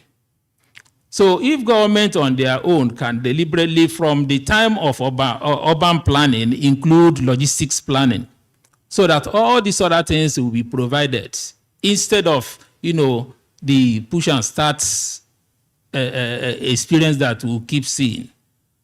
So we need the badge, like what PTML is doing now. They will bring cargo to their terminal and move some by batch to my 2. And of course, you see that there is no space again for expansion of our ports. So right now, it has gotten to their elastic limits, meaning that urbanization had already crept into the ports, turning it to 1st-generation ports. They're almost moribund. I can't remember one other port. So many ports in London that were converted as failed ports because of lack of accessibility. Today, Lekki 2 has been built as a deep sea port. Accessibility is a problem. That infrastructure must be there, because there is no way a port will operate efficiently if these modes of transport, the required modes, the air, the road, the rail, the roads, are not connected. So it's a problem that we need to review. So if we are trying to do any damage control in some of these ports, it will not work. The channel approach of Apapa and Tinkan and some of these things, they are too shallow. We keep dredging. And each time a vessel comes to the berth through the channel, it brings in up to 40 tons of sand through silting to the berth area. So government keeps spending money.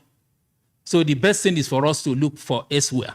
Open up the, is it Owaza Deep Sea Port in Abia? These are natural, these areas that have this in up to 16-meter depths. That is the draft of the areas. Ibom, the same thing. Ulukola, I think with the concentration of industries in Ogun State, even if one is located there, Ulukola, there was a time they invited us to carry out a kind of advocacy. So let us go away from over-concentration on these river ports. So if you are asking me to suggest infrastructure that should be, kind of upgraded for these ports to work, it's 50-50. So you look at a fair port, you look at a moribund port, and you want to continue. The droughts in Apapa and Tinkan cannot go more than 13-meter droughts, as it is today. Wow, thank you so much, So sir. mega vessels that who can enjoy, like freight forwarders who can enjoy economic of scale, cannot come there. Thank you. Thank you so much, sir. Thank you. You've pointed out, you started by first telling us that barge operations and the railway should be optimized, yes, and that we should look beyond river shallow ports to where we have natural advantage of deeper draft and channels. Thank you so much, sir. But to do so, we will need investments. And these investments, government is saying we can't do it by ourselves. We need partnerships like public-private partnerships for port development, for shipping operations. A lot of this also comes with challenges. What do you see, Oluwafikayomi? What do you see as the challenges to leveraging PPP for port development and other infrastructure required for shipping? Okay, thank you. So again, we go back to political willingness and a stability in political posture, or the government's posture towards this particular sector. I believe, from my view, quite recently, it appears that the government has been very supportive of investments and development in this sector. And so we're latching on to that positivity that we've seen and hope that that can continue to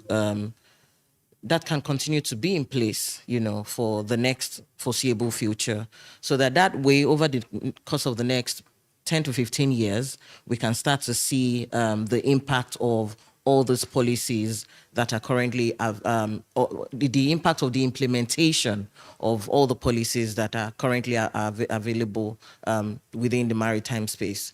And again, so to speak to another challenge to public-private partnership is community management. So, we do not want a replay of what happened in the oil and gas industry, i.e. with the exploration companies and the impact that their exploration activities had on the local community. So from now, the government and the potential public-private partners have to start to develop a framework for managing community engagement, community involvement, and community choices in siting and managing the ports and port-affiliated infrastructure. Just like we've said, if we're looking to optimize the use of the current port systems and the port systems that are currently in place, we need to improve access to those to the ports. We need to improve decongestion timeline at the ports. So this would require funding for road infrastructure, smaller barges to distribute goods, to distribute containers, probably monorails actually, to access those ports. But we cannot do this without encroaching into the already existing land use and land occupation within the local community. So we have to start to develop policy and also to start to engage the community on what is likely to come if these improvements are to be made. Another challenge that I see is that the government should, so to say it in a way that does not look as if I'm being too lawyerly, right? We should not overpromise. Policies change, yes, but we shouldn't commit ourselves in a manner that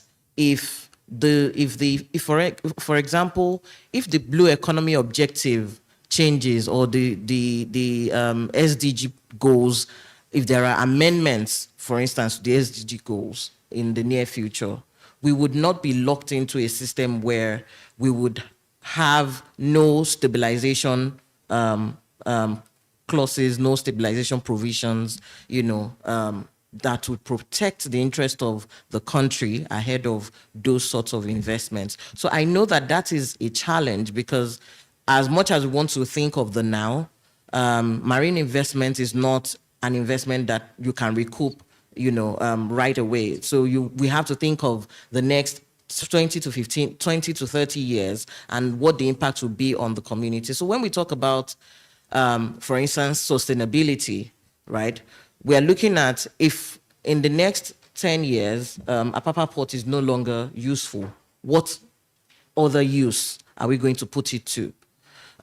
So for instance, if you look at Tilbury in England, in the UK, if you look at, there's an area close to Tilbury that used to be called Baltic Wharf.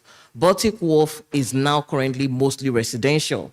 So do we have plans, for instance, that if Apapa Port is no longer viable or can no longer be accommodated within the location that it is in now, are we already in discussions with private partners who are able to relocate the port or resettle the port, and then whichever community we're moving out of their current location back to Apapa as resettlers, are we looking at that movement already? Because if we don't plan for that from now, we'll get to that point in 10 to 15 years and would be having all of this conversation again. So it's that for public-private partnership to work, we have to, start to foresee into the future and start planning for that from now.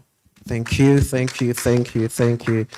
Mogoma, how do we balance the the concern about economic growth and sustainability, especially for private sector players, as we think about marine litter, marine environment management, or think about decarbonization. You can tell us about carbon credits. What are the opportunities? How do we create this balance? Yeah, thank you very much. Before I proceed, I really want to appreciate the last thing she said about planning ahead. And it's all about sustainability. It's all about environmental impact assessment. Because any projects you're having, there should be a room to determine that at the end of the day, if the project is no more there, what happens to the equipment? How do you decommission? That's why we have a lot of left behind rigs and all in our waterways, because there is no end of kind of decommissioning plan. So it's one takeaway from this. There must always be environmental impact assessment. That will also include the social component now. It's not just EIA. It's now environment, social impact assessment. And then you can, if you don't really have it strong, you won't have grants from like World Bank. They have their own principles. We have the Equator principles. Those are just sustainability principles that ensure also sustainability of projects. Yeah, if we are talking about sustainability now, we're talking about, for example, the shipping sector. As I said earlier on, we have to be just in time. The shipping sector is no more the olden days shipping we know about, like shipping and then landfill.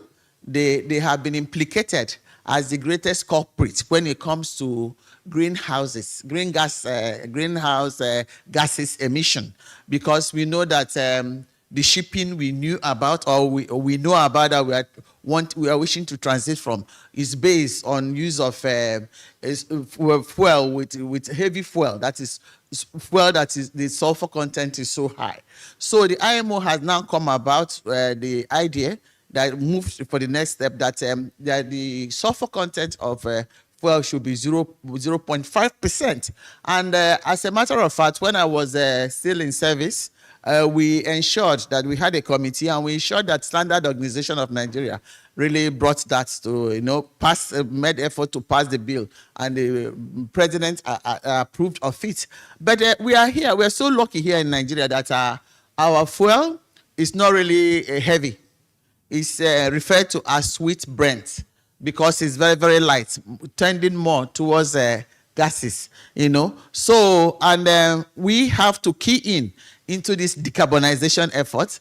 Many people are preaching that the crude oil should be phased away completely.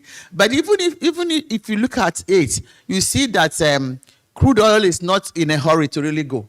Because anyhow you look at it, it will still be, even when you're talking about blending, using blended fuel, crude oil is there. Talking about hydrogen and all those, crude oil is there. So where we have to start from now in our own decarbonization effort is to ensure that we have those things that are necessary in managing emissions, So like we have the ports should be modernized in such a way that they have, they encourage the use of scrubbers. You have to deposit the scrubbers. Then Nigeria should be also careful about the notes, the kind of vessels we are registering, and the ones coming to Nigeria. We should have a standard, actually. If they are not using the required fuel, and also we have to ask that this is a business opportunity for Nigeria. If we are talking about low sulfur fuel, we should look at how we use what we have naturally to achieve that, and that will be extra income. And then the port should have facilities to dispose of the, what is it called again? The scrubbers, Then we think about other things. Like when I was still a member of Nigerian delegation to IMO, Nigeria pushed along with Australia and Korea that geoengineering, there should be a legally binding instrument to encourage geoengineering. And this geoengineering also has to do with carbon capture and storage in geological formation, and also carbon capture and utilization, so that it won't be a linear process. You can capture the carbon and use it for another thing, the making of, I think it has a role in making of ammonia and things like that. And then the ones that we cannot really use, we store in geological formation. And it's a form of emission trading through the clean development mechanism.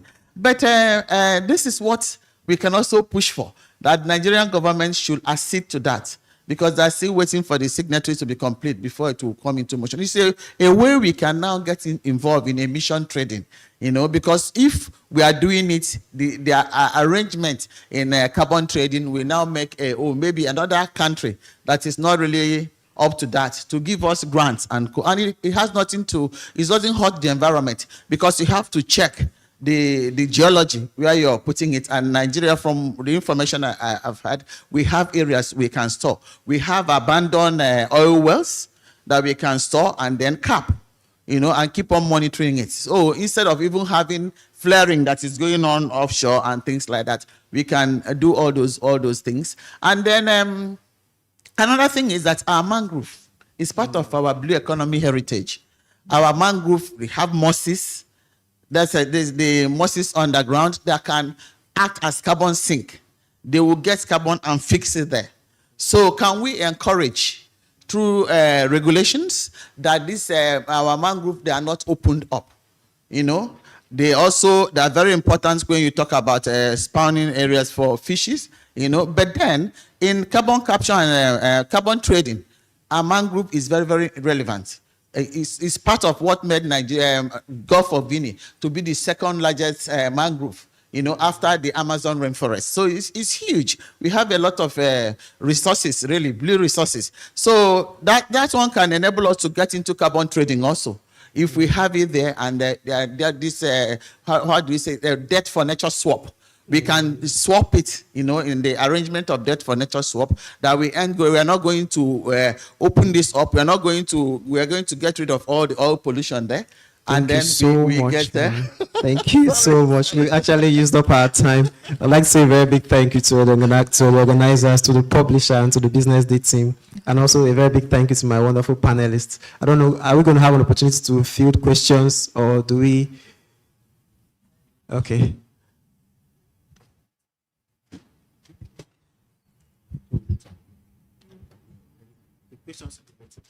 So you wait for a group photograph, the panelists. So the photographers.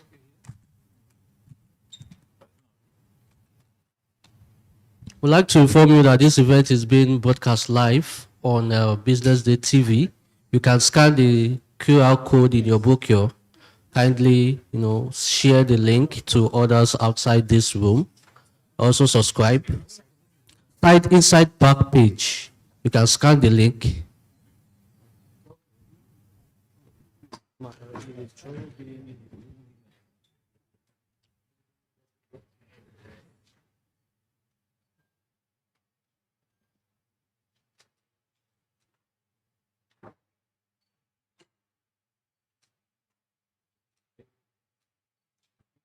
All right, Dr. Mugo, still wait.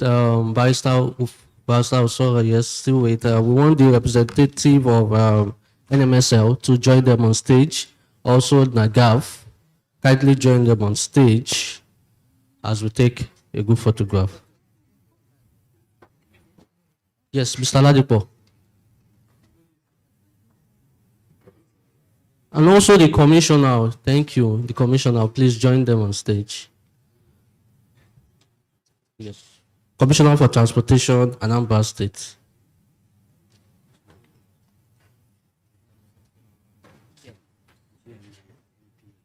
GNMPA 2, please join on stage. Registrar of CRFFN.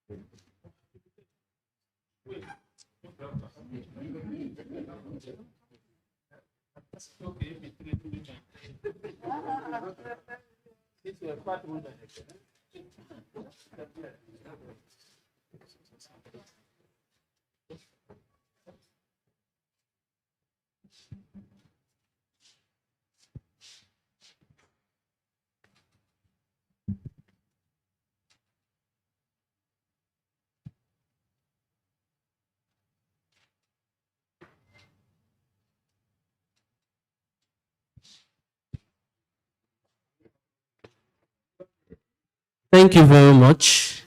Thank you for sharing your ideas. So we'll go directly to the next panel without wasting much time.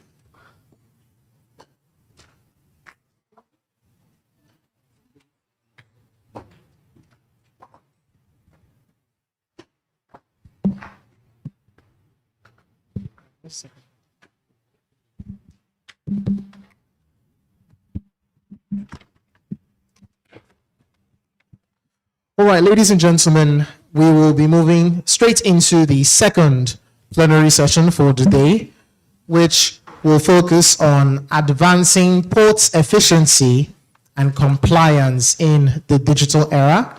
And to move straight to our panelists, to invite the very first panelist, he is the General Manager of Information and Communications Technology at the Nigerian Ports Authority, NPA.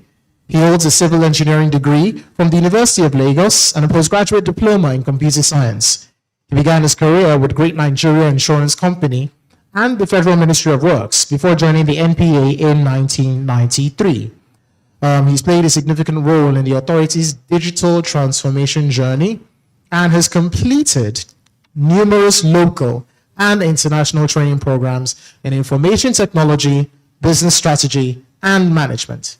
His career at NPA has been defined by active involvement in automating and digitalizing port operations, contributing to modernization efforts and improved operational efficiency. Until this day, he continues to play a pivotal role in advancing ICT developments within the Nigerian maritime sector, supporting innovation and enhancing service delivery at the ports. Ladies and gentlemen, coming to the podium, the General Manager ICT, Nigerian Port Authority, Mr. Botolong Ayodele Babatunde. Please, let's give him a warm round of applause as he steps forward. Also on the panel, we have the Registrar and the Chief Executive Officer of the Council for the Regulation of Freight Forwarding in Nigeria. Mr. Kingsley Igwe is a seasoned transportation and logistic professional and currently serves as the Registrar and CEO of the Council for the Regulation of Freight Forwarding in Nigeria, CRFFN. With nearly 2 decades of experience, he is known for driving innovation, regulatory excellence, and stakeholders' collaboration within Nigeria's logistics sector. Kingsley holds a master's degree in transport and logistics, a bachelor's degree in transport management, and he is a chartered member of CILT and the Nigerian Institute of Management, NIM. He has also contributed to global trade discourse, notably through research and policy proposals at the ASEAN Economic Community, AEC, and also a certified theater trainer. At CRFFN, he leads strategic initiatives to enhance trade facilitation, professional ethics, and also global alignment. Kingsley is also recognized for his work with multinational supply chains and his role in the Nigerian time release study under the Nigerian Customs Service. He also remains a sought-after speaker on logistics and compliance. Ladies and gentlemen, make welcome to the podium the Council for the Regulation of Freight Forwarding Registrar, Mr. Kingsley Igwe. Thank you very much, sir. And with that, we'll welcome another member of the panel. And he is a seasoned master mariner and current Secretary General of the Abuja MOU on port state control for West and Central Africa, with a distinguished career spanning multiple continents, including Asia, Europe, the Middle East, and the Americas. He brings extensive multicultural and operational expertise in shipboard operations, shipping and project management, and business leadership. Captain Sunday Omore holds an MBA from the University of Hull Business School in the UK. He earned his Class 1 Certificate of Competency and Advanced Diploma in Maritime Transportation from Singapore Polytechnic. A graduate of the Maritime Academy, Oron, where he was the best graduating cadet in 1987. He was also honored with the MDCO Special Recognition Award for Business Achievements by Nigeria LNG in 2013. He is driven by a strong commitment to operational excellence, customer satisfaction, and long-term stakeholder value in the maritime industry. Ably representing the Secretary General, Abuja MOU on Port State Control, Captain Sunday Imore. Ladies and gentlemen, please give a warm round of applause to Engineer Richard Owolabi. And to moderate this session, we have a chartered shipbroker and maritime supply chain consultant, Dr. Samuel Dayo Ebidumi. Please let's put our hands together for him as he comes forward.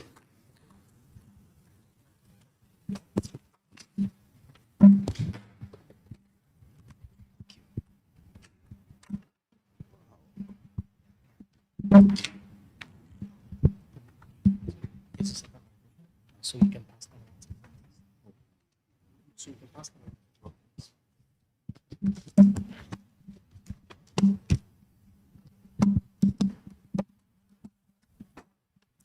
Thank you very much for having me. Good day, everyone. And good day, my esteemed panelists. It's an honor to have to share this stage with highly experienced and very impactful members of our maritime community. Okay, so without wasting time, we'll go straight into the panel session and discussion.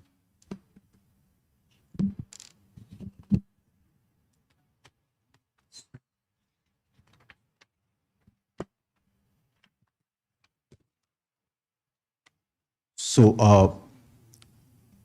the first question for this session will go to Mr. Babatunde. And the focus here is on the growing complexities in maritime regulation.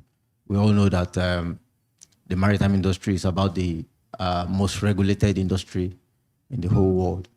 You have a vessel, you own just one vessel, but you have to comply with multiple regulations.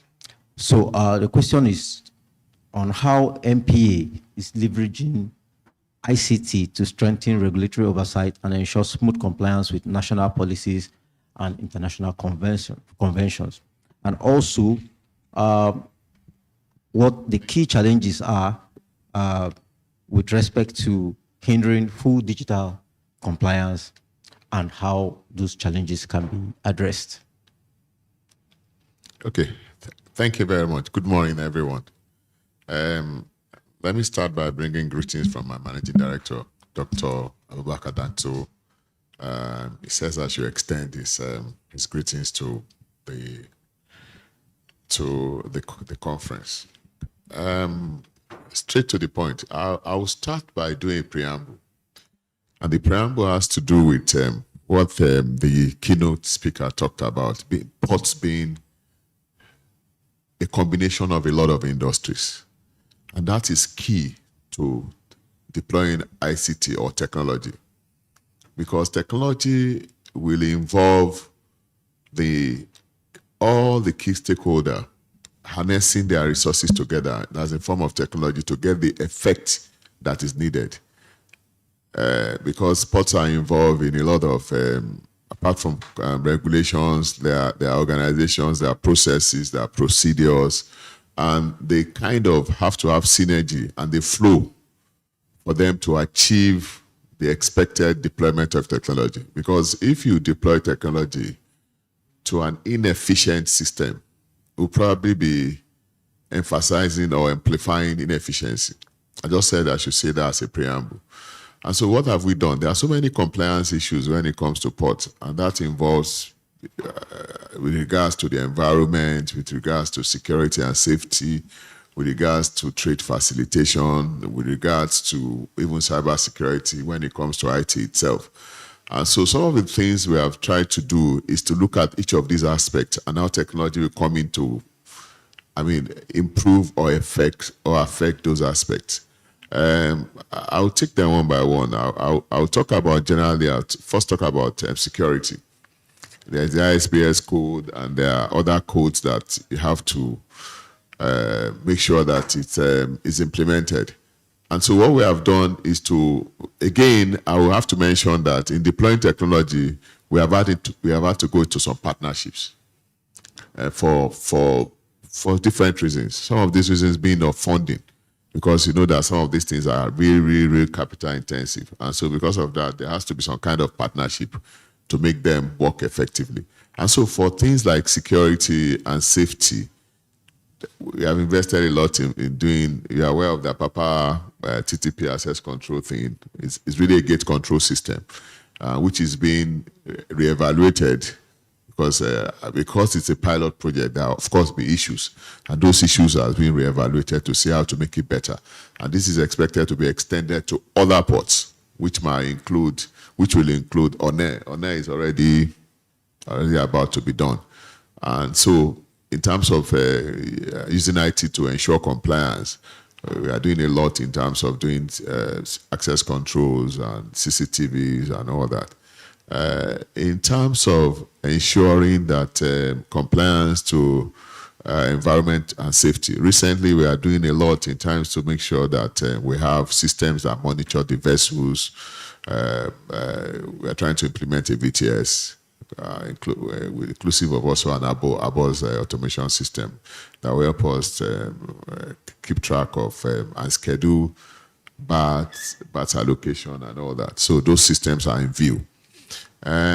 Also, in terms of trade facilitation, which is very key, because in the ports industry, one of the key things that move around is documents. The exchange of documents between agencies are huge. And Nigeria has tried several times to do different names: Port Community System, National Single Window. Luckily now, the federal government is deeply involved in doing a National Single Window. And hopefully, the first phase is supposed to be kickstarted sometimes the first quarter of next year. And so the National Single Window is key because the document share can be streamlined. Because what really happens is that same document are being shared all over and over again when it can be reused.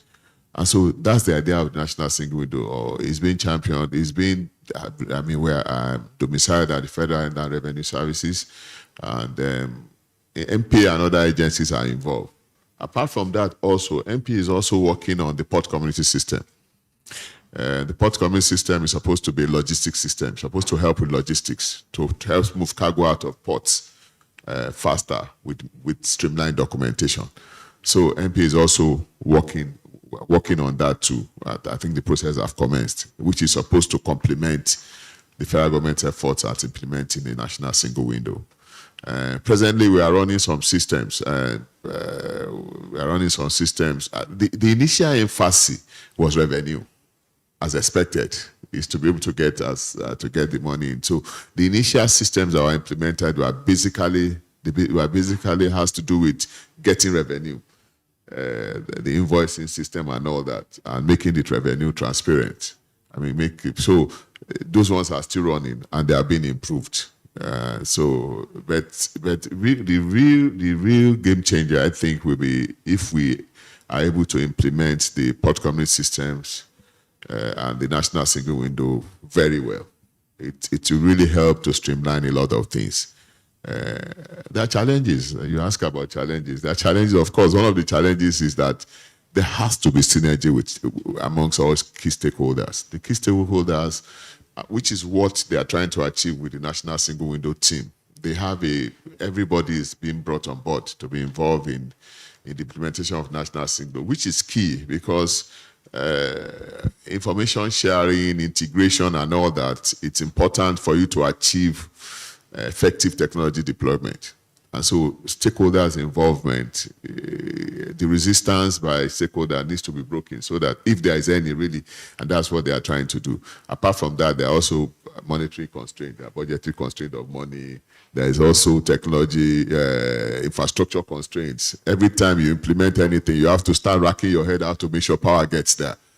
Every time we implement even ordinary CCTV project, we are thinking of how do we sustain that the thing is on all the time. So there is this issue of infrastructure. There is this issue of capacity in terms of training and all that. But those are issues that are expected.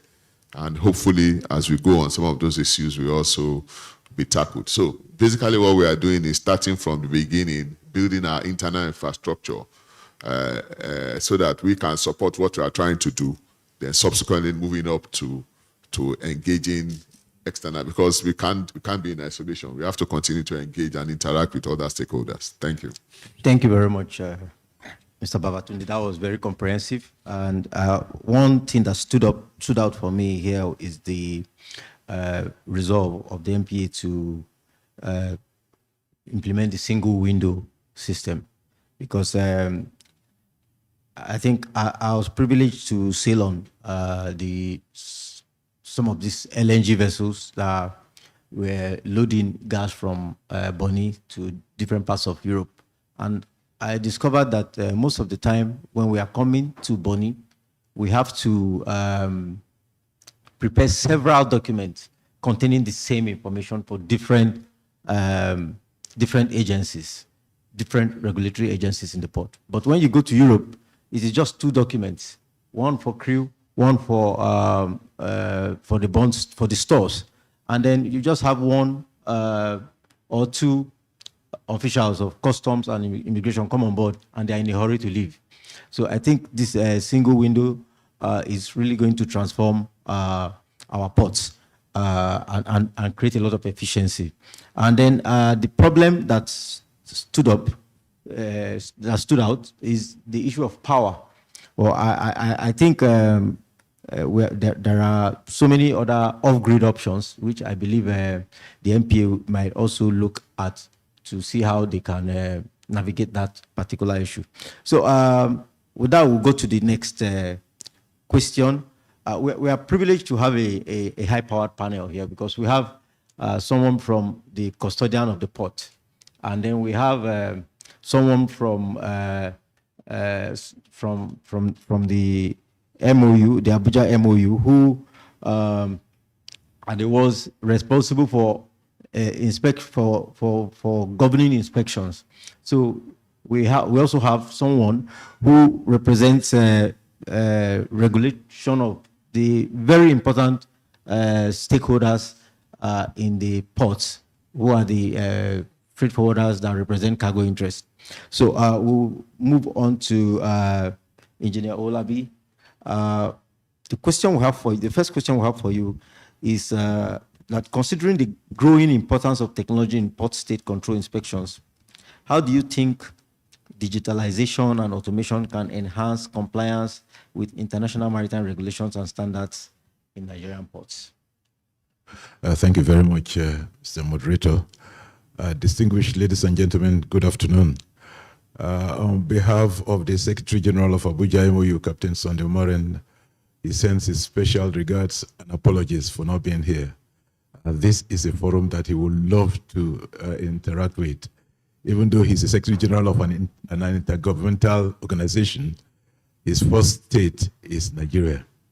He is presently working towards our committee meeting to be held in Conakry, Guinea, made up of 22 countries in the West African region. So I'm here to represent him. Thank you very much for that question. The emphasis there is international maritime regulation and standards in Nigerian ports. We know the interface. What does Abuja MOUs on port state control stand for? The main purpose of the Memorandum of Understanding on Port State Control for West and Central African region is 1, safety of ships, 2, security, 3, environment, and 4, the interests of the crew that serve on board the vessels. We know that without the ships, there can be no ports, because it's the interface between this ship and the land that creates the port. So the ship brings in the cargo, and the interface between the port and the ship must be very, very germane. My colleague has talked about the port's responsibility, and he mentioned things on ISPS. Why am I laying emphasis on ISPS code? That's to do with security of ports and ship. And we know in our region, all across the West and Central African region, security is a major problem. The emphasis on security will go on to increasing the freight rates. We have seen that happening, and it's continuing to happen. We are saying the government of Nigeria are trying all things possible to reduce the freight rate, but because of the security challenges within this sub-region, the freight rates are. And we know, economically speaking, when the freight rates are the cargoes, it trickles down to the economy of the people in the countries, respective countries. So how do we, in the Abuja MOU, try and work together with Nigerian Ports Authority? Like I said, the Abuja MOU comprises of 22 countries in the West and Central African region, right from Mauritania to South Africa, down in the south. The harmonization is to make sure that the safety of the ship, the security of the ships and the ports, and the environment, prevention of pollution in the environment, and the crew working and living conditions are taken care of. Well, how do we digitalize that? The IMO has international conventions and instruments that are supposed to be followed. Now, it is important that every facet of government institutions follow those international conventions, because respective governments in the region have ratified those conventions and have domesticated those conventions in their respective countries. Your domesticating those conventions means you will follow the precepts of those conventions. And one of those conventions is that the safety of the ship that come into your port, you have a responsibility that those ships do not leave your port except they are in good working condition and they can continue in their voyage safely and properly secured. So that's one of the responsibility. But how do you harmonize the operations of those ships and the regulations? It is important that ICT, I'm happy a gentleman from IC is an ICT guru. It is important that we domesticate a lot of the informations and regulations and conventions and instruments into our laws so that the availability of these informations can trickle down to the smallest stakeholder within the industry. Because without knowing what the regulations are, you cannot implement it adequately. So it is important that that synergy is established within the Nigerian Ports Authority and especially Nigerian Maritime Administration and Safety Agency. Those are the two government organizations that really must interface effectively and efficiently to make sure that the ship that comes into our ports are working and going out in a safe and good conditions. Thank you. Thank you very much, Engineer Olabi, for giving us a very comprehensive outlook of the responsibilities, the requirements for inspection in our ports. So I'll quickly ask you a follow-up question. What are the specific technologies you would recommend, and how can they be effectively implemented in the Nigerian maritime infrastructure space? Thank you very much. For example, the NIMASA have got what we call C4I.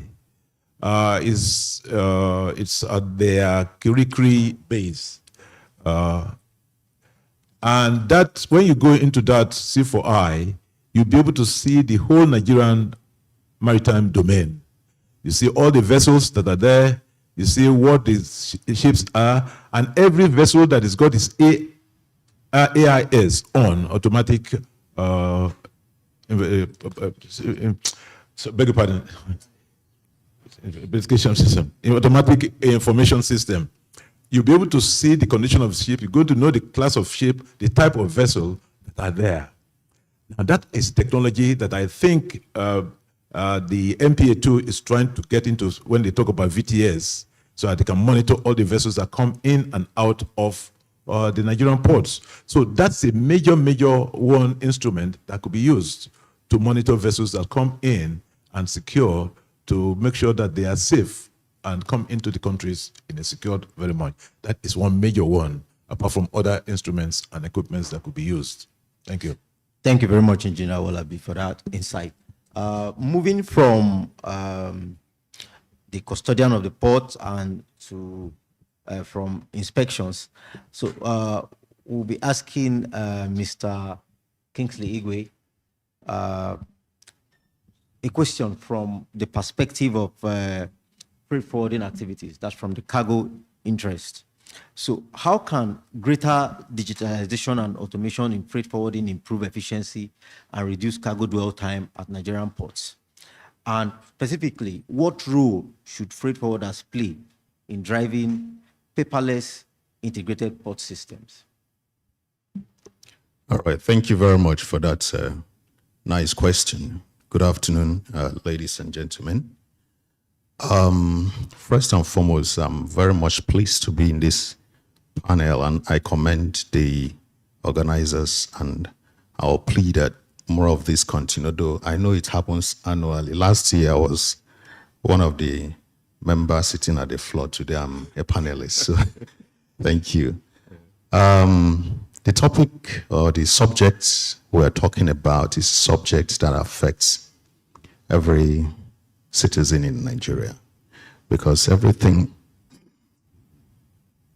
that goes wrong in the entire supply chain or logistic chain directly affects the cost of the item in the market, because everything is translated to cost.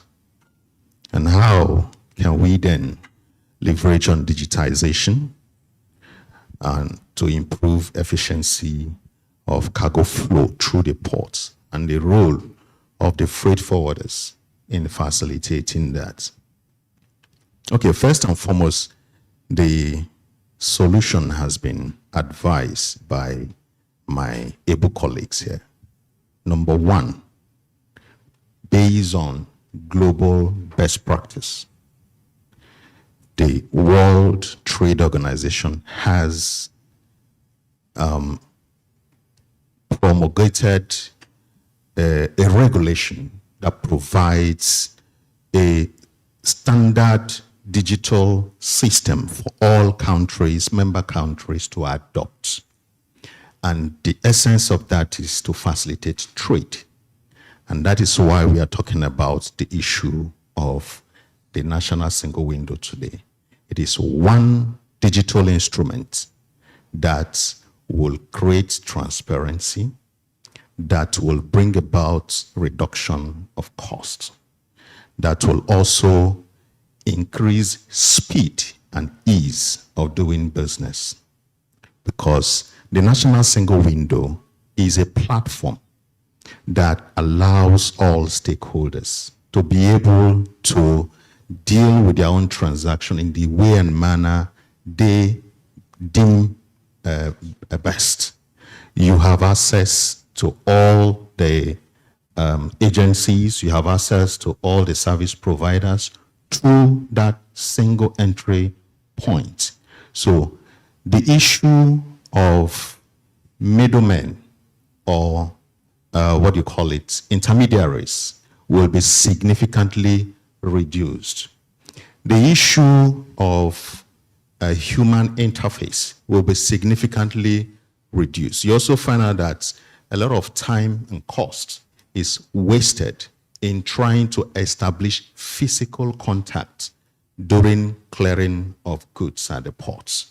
So with the presence of the single window, this will reduce, and then you will be able to cut out some of the illegal fees that is attached to this physical contact during these processes.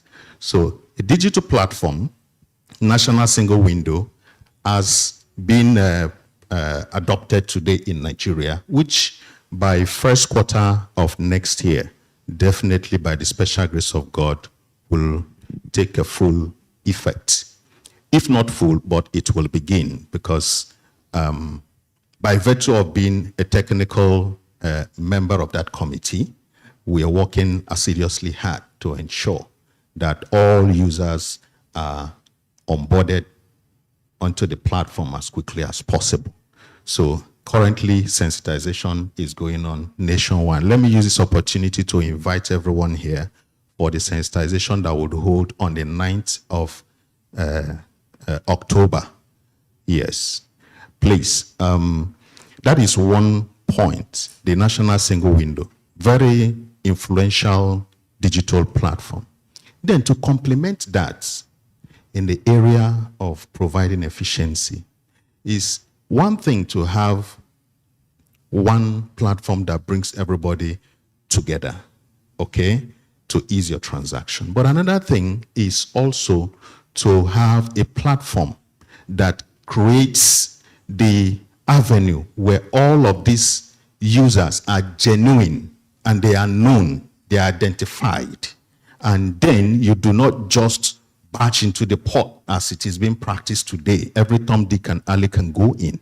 So that is why I commend MPA for what they are doing in developing the port community system. That's another digital platform that will enhance efficiency of both human traffic and even vehicular traffic to reduce both cargo congestion, people congestion, and every other thing, bottlenecks that we've been experiencing.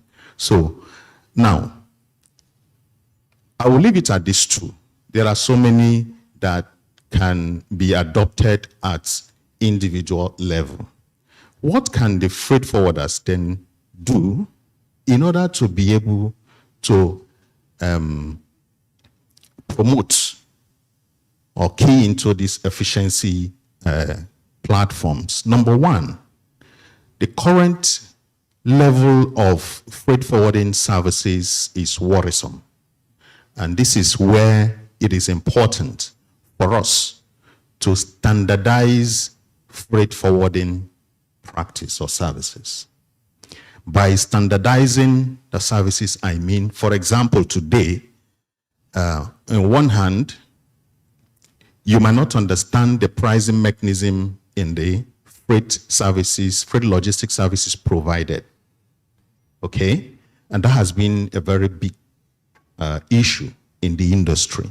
There is need for us to adopt a pricing mechanism that would define a model, okay, that will determine how freight logistics services are being priced. If I'm to clear a container load of cargo, I should be able to predict ahead of time what the logistic cost would be. If I am to import 10 container cargo, I should be able to predict ahead of time. So here, that mechanism provides a pricing model that makes cost predictable as it is practicing else in other places in parts of the world. That is one. The other one is we need to also standardize even custom services. Custom services is not standardized across customs nations, stations all over the country. But it's not so outside the shores of Nigeria or Africa at large. The custom procedure in Apapa Port is not the same. It's not exactly the same as the custom procedure in Lekki or even Tinkan or PTML and the rest of them for the same consignment.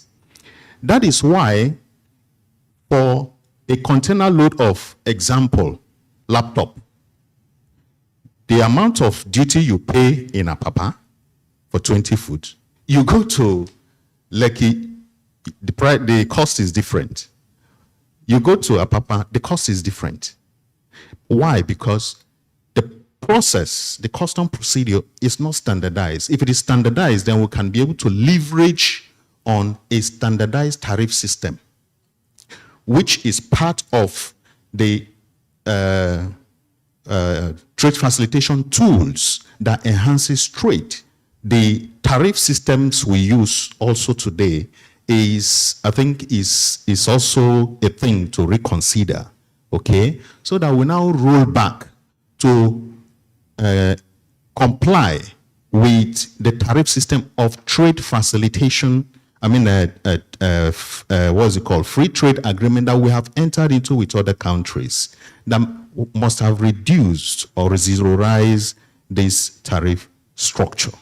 Now, we have been on the common external tariff system for long, and most of the tariff lines are very high. So this also contributes to the ways freight forwarders would want to circumvent the process and thereby causing bottleneck along the way.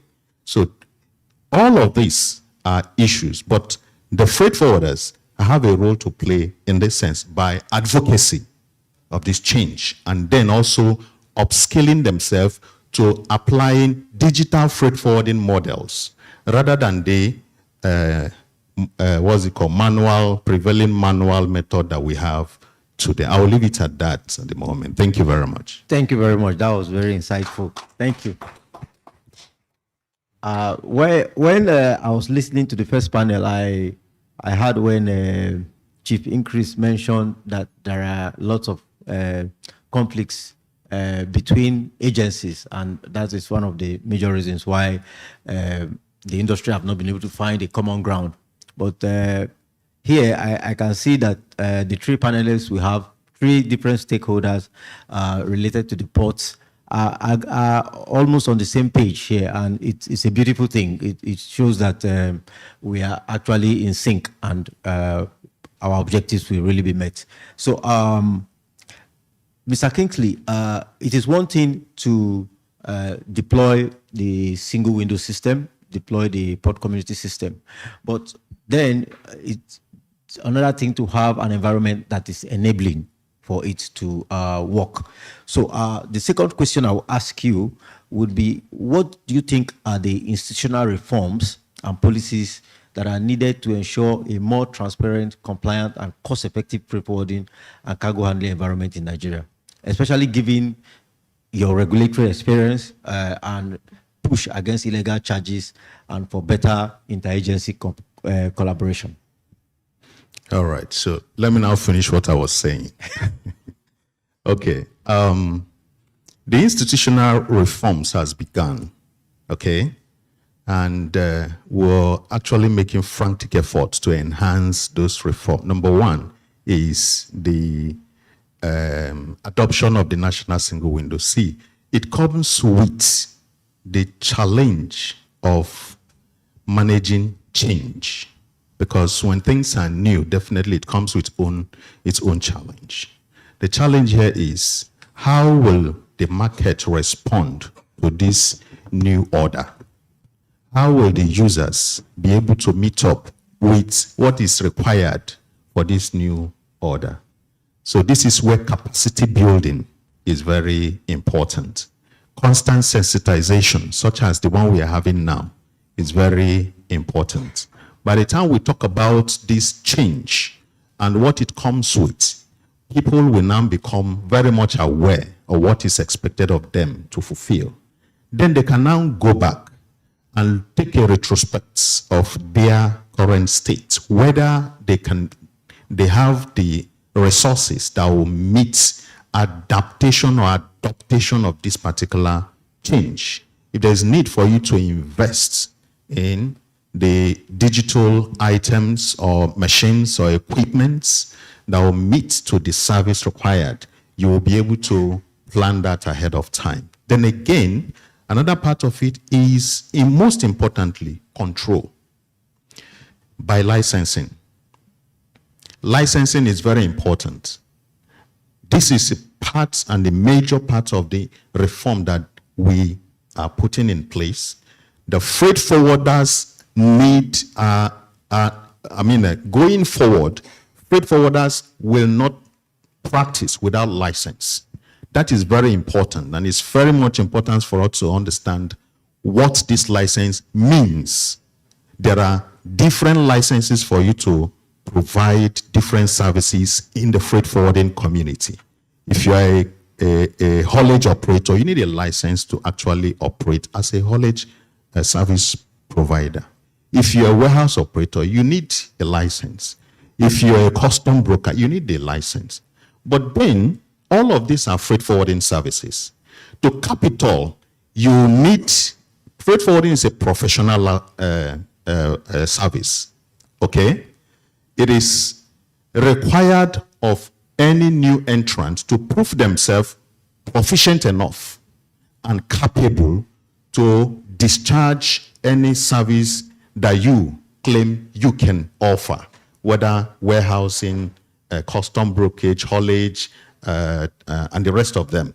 Therefore, you need a freight forwarding license, logistics license, that would qualify you as a freight forwarder or a logistics service provider.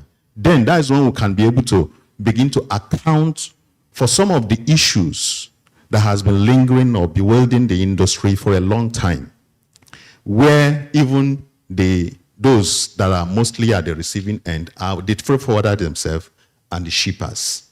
Okay? So we can be able to now have control. And that will also help whatever reform that we are bringing on board, whether national single window port community system or even in attempt to facilitate trade. All of this will now work in synergy and provide the efficiency in the system. Thank you. Thank you very much, Mr. Igwe. That was a very good one. Licensing is very important. It's only here in Nigeria that most times you hear anybody can just come into the port and as if they are in the markets where they are canvassing to sell products, they'll tell you they are clearing and forwarding agents. I think it's high time that we sanitize the system and standardize the system. And of course, one very vital aspect of getting that done is to ensure that they are trained, to ensure that every freight forwarder is properly trained. And it's not just for standardization for the sake of standardization, it also ensures that the shippers are protected, that they are, you see the cost of importing goods is big business. Shipping is big business, and there's a whole lot of money involved. Properties worth a whole lot of money, and then you can't just place them in the hands of one incompetent person or someone who just has street knowledge. So it's a very good thing that the council is thinking in that direction. I know the strides have been started long ago, but we hope that you get the legislative backing to make sure that... we already have the legislative backing. It's in Section 25 of the CRFFN Act. So the enforcement... That's what we want to begin What's now. happening? Why are we not having this? Okay, so I can't explain why that has not actually... but under my watch, we are starting probably next 2 weeks. Thank you very much. We'll be looking forward to that. Thank you. Okay, so we'll move to the next question for Mr. Babatunde, and it's quite a related question. We know that in the ports, one major activity is cargo operations, loading and discharging of cargo. So under your leadership, how have digital platforms and automation improved operational efficiency and cargo handling? And you could also help us highlight specific ICT innovations that have eased bottlenecks and enhanced compliance with global maritime standards in the ports. Thank you very much. In answering the last questions, I tried to mention some of the things that ICT, we are trying to do for ICT to aid compliance in the ports, and that involves, when I mentioned the issue of access control, the issue of even the single window that we are talking about, and all that. Cargo handling, as it is now, is not strictly MPA business. But that notwithstanding, MPA is the regulator. And so we are also interested in what terminal operators do when handling cargo. And some of the things that we are trying to do, some of the things we have done first has to do with part of the process, because it's a process, a whole lot of process. Every agency, every stakeholder has a process that you go through before cargo is finally released. It's finally released. One of the ones that concerns us is paying MPA bills. We are trying to streamline that a lot. In streamlining that, what we mean is that we have tried to have some kind of integrations with some of the stakeholder shipping companies loading manifest, work with the customs to validate the manifest, making seamless payments in the banks and all that. We're trying to do that to streamline. Another one that they have tried to do with cargo delivery has to do with whether we agree that it has been very successful or not, the issue of partnering with TTP. In as much as it has not been perfect, I'm sure that it has brought some improvement into trucks, into truckers taking cargo and reducing the access bottleneck, at the access roads. It can be improved, but at least that's a step. That also helps you to move cargo easily. Another key one will be the port community system. But like I say, change is not really an ICT project. Like I say, the port community system is more of a change. It's more of a change project. People must now imbibe a way to work in that manner. IT is just an enabler. So what that we do is to minimize a lot of things that we do now which relates to identifying, because part of it is, I know that the terminal operators already have terminal operating systems they are using to identify where cargo is and all that. But for instance, if you need to examine a cargo, customs will probably just sit on that platform. If your cargo is, everybody can pre-plan when the cargo will come and all that. Once the cargo is ready for picking by a trucker, it's seen on the platform. So everybody will have access to that. So that hopefully will be a game changer, especially with the collaboration that is going on. Thank God that federal government has done a lot of work on single window collaboration. So it will make this seamless, because people will have understood the importance of collaborating and working together. So when the port community system comes, it's a more restricted forum, because it involves people that are involved in cargo logistics, moving the cargo from the shipyard to the owner. And so most of them are also involved in national single window.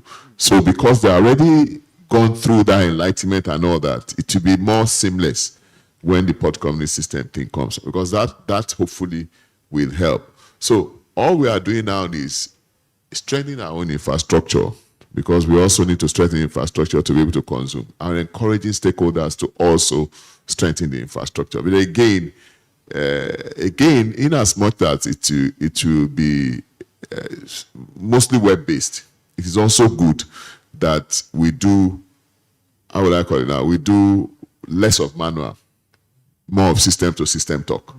So if you have a system installed in an environment, instead of going to the platform to interact with the platform manually, you just use integrations, APIs and all that to interact, and that makes it more seamless. So hopefully, it's going to be a gradual thing, because usually when this is implemented, it's implemented in modules, and it takes the most important modules. Then you gradually increase or add more modules as you go on.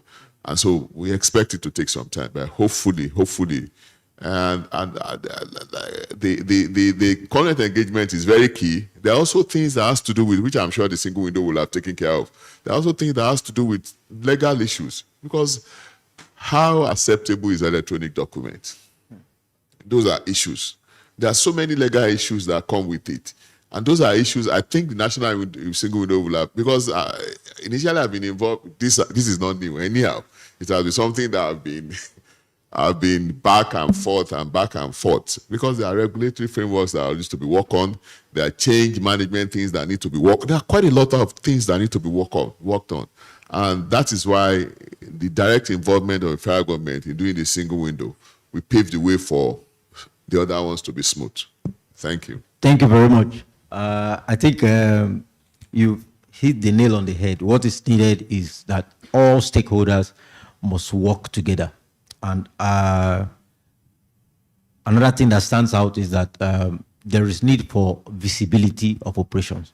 So I think that is one aspect of technology application that would need to be adopted. Technology that ensures that every stakeholder can, from their own location, be able to see the flow of operations within the port system. And that leads us to the third question. Even though you've started addressing it again, I'll just have to ask you so you can just quickly conclude.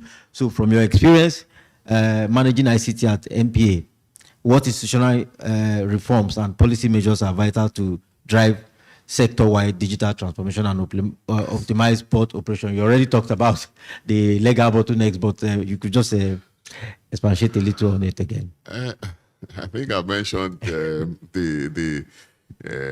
some of the reforms that are necessary, that are important to ensure that we implement and use technology. And again, there has to be discussions on, because technology is just an enabler. The business is the business. So there has to be consistency in the business in terms of how now that you are using technology. I'll give you an example. When we did some automation in MPA, and there are some things that were being done in different places differently. But when you now have to automate, there has to be some kind of streamlining to say, look, how exactly do we do this?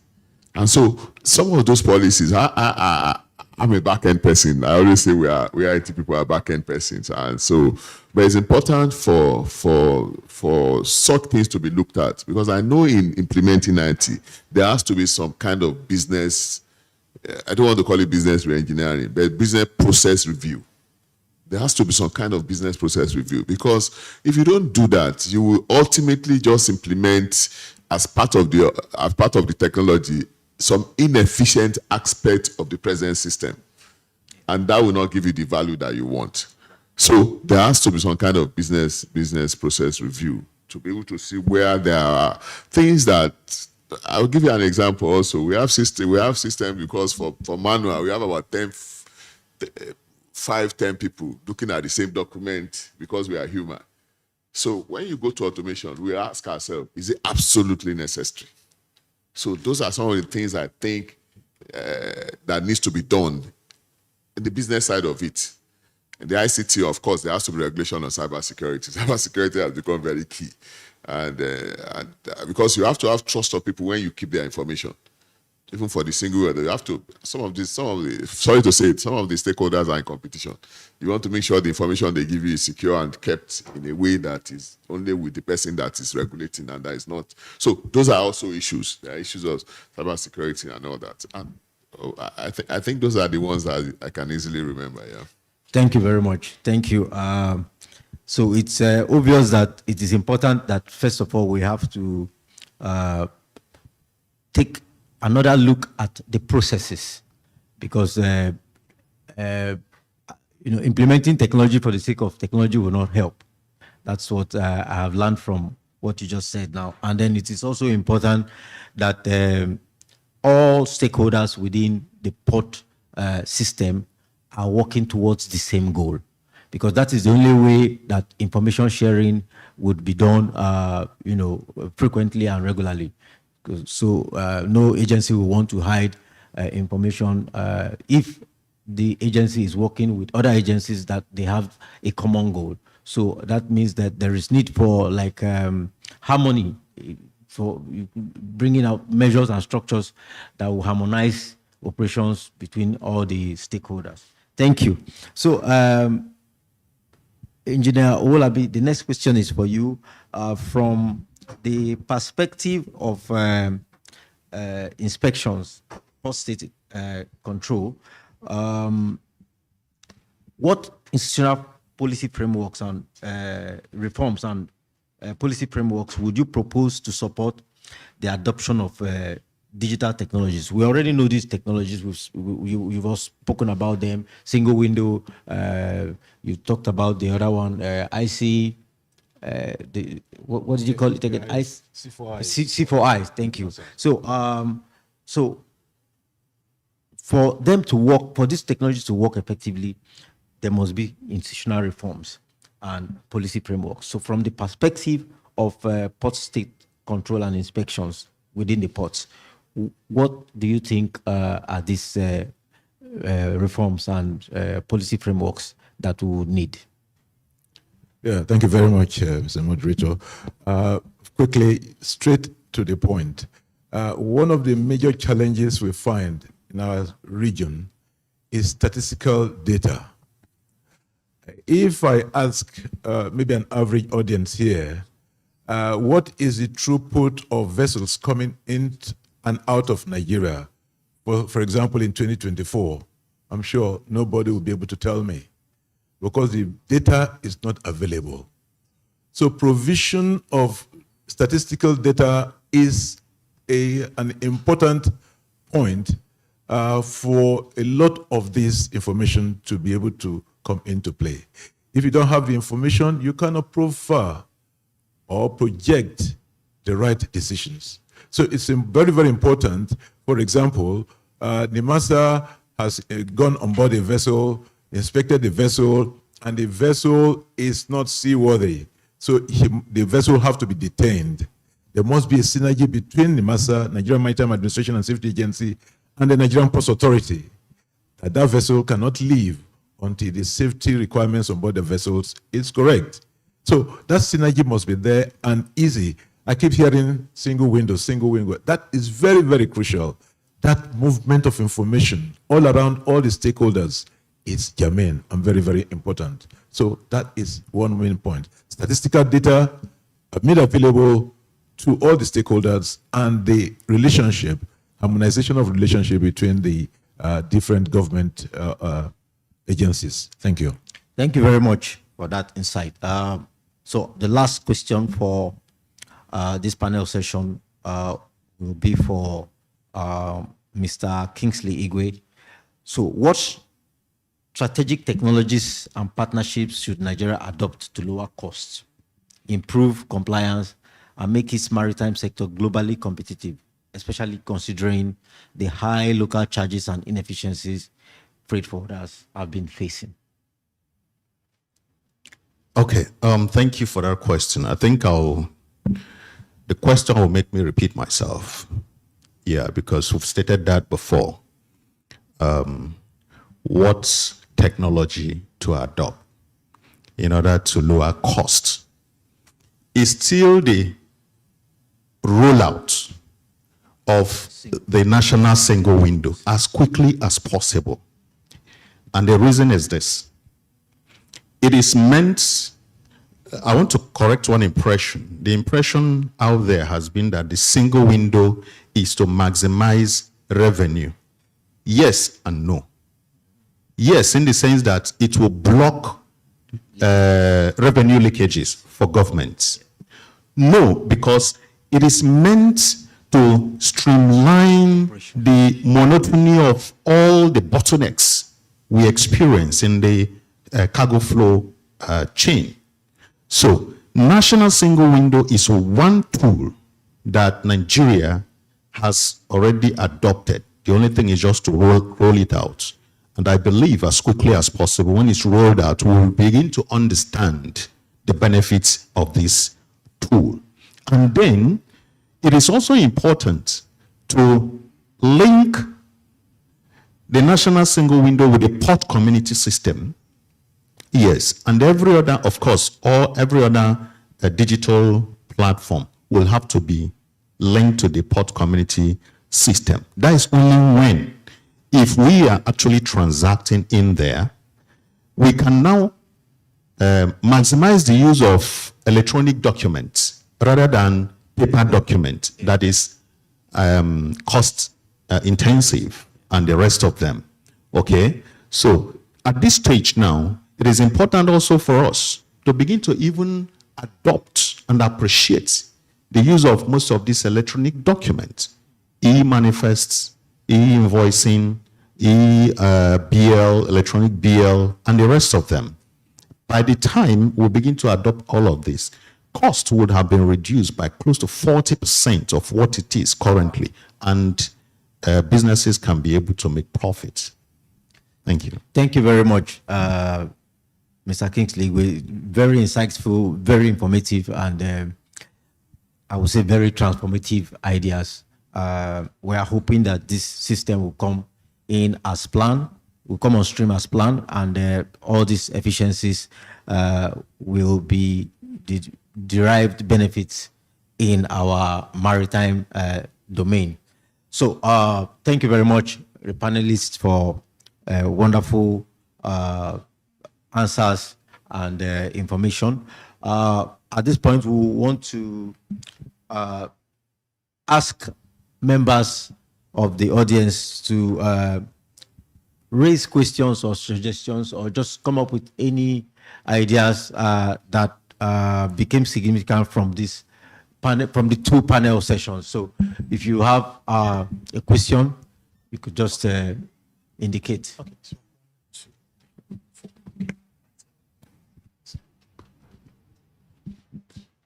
Thank you very much. Mine will come in form of a suggestion, having taken note of the theme of this year's conference, bridging the policy gap and optimizing global competitiveness. One of the reasons we have or we experience the gap in policy management is as a result of the government having not taken it into consideration to involve or to include the freight forwarders in policy making. That leads us to always come from behind as freight forwarders to find a way to connect ourselves to the policies of government. If you think back, it has never been evident in any process of policy making that concerns the freight forwarder and the maritime sector. As a contributor to the economic empowerment of the federal government, especially in the area of revenue generation, the freight forwarder who acts in between the excise trader, the importer, and the government, the beneficiaries of revenue raised, has never been factored into being involved, participating during policy making. That is one of the reasons this gap has been existing.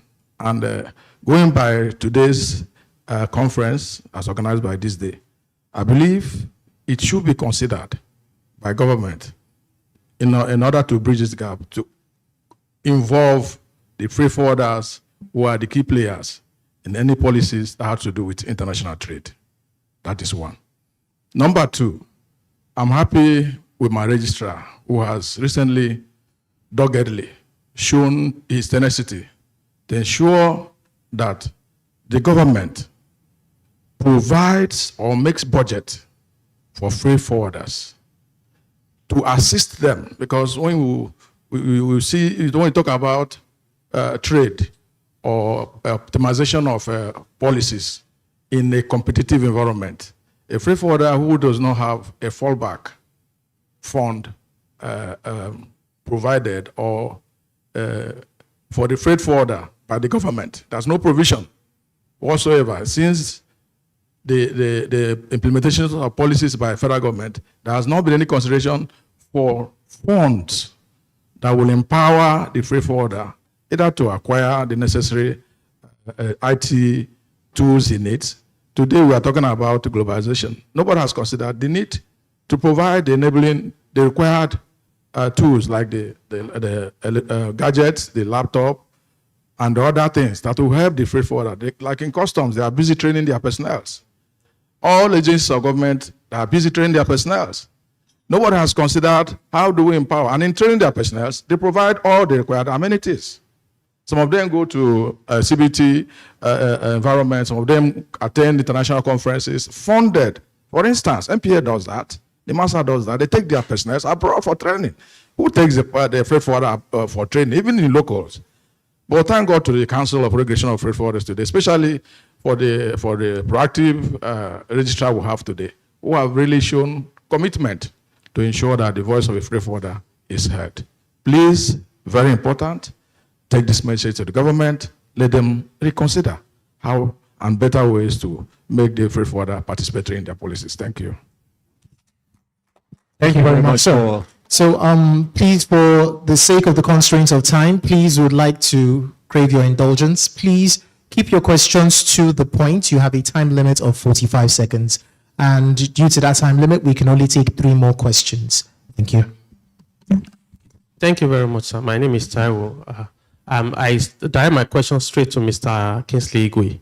So I know you just. So what's the difference between B-Odogu and National Single Window? Because I know B-Odogu has been launched and I've assessed it before. Then what is the level of stakeholders consultation in the development of this National Single? Because I know that is very key, very jamming. Thank you.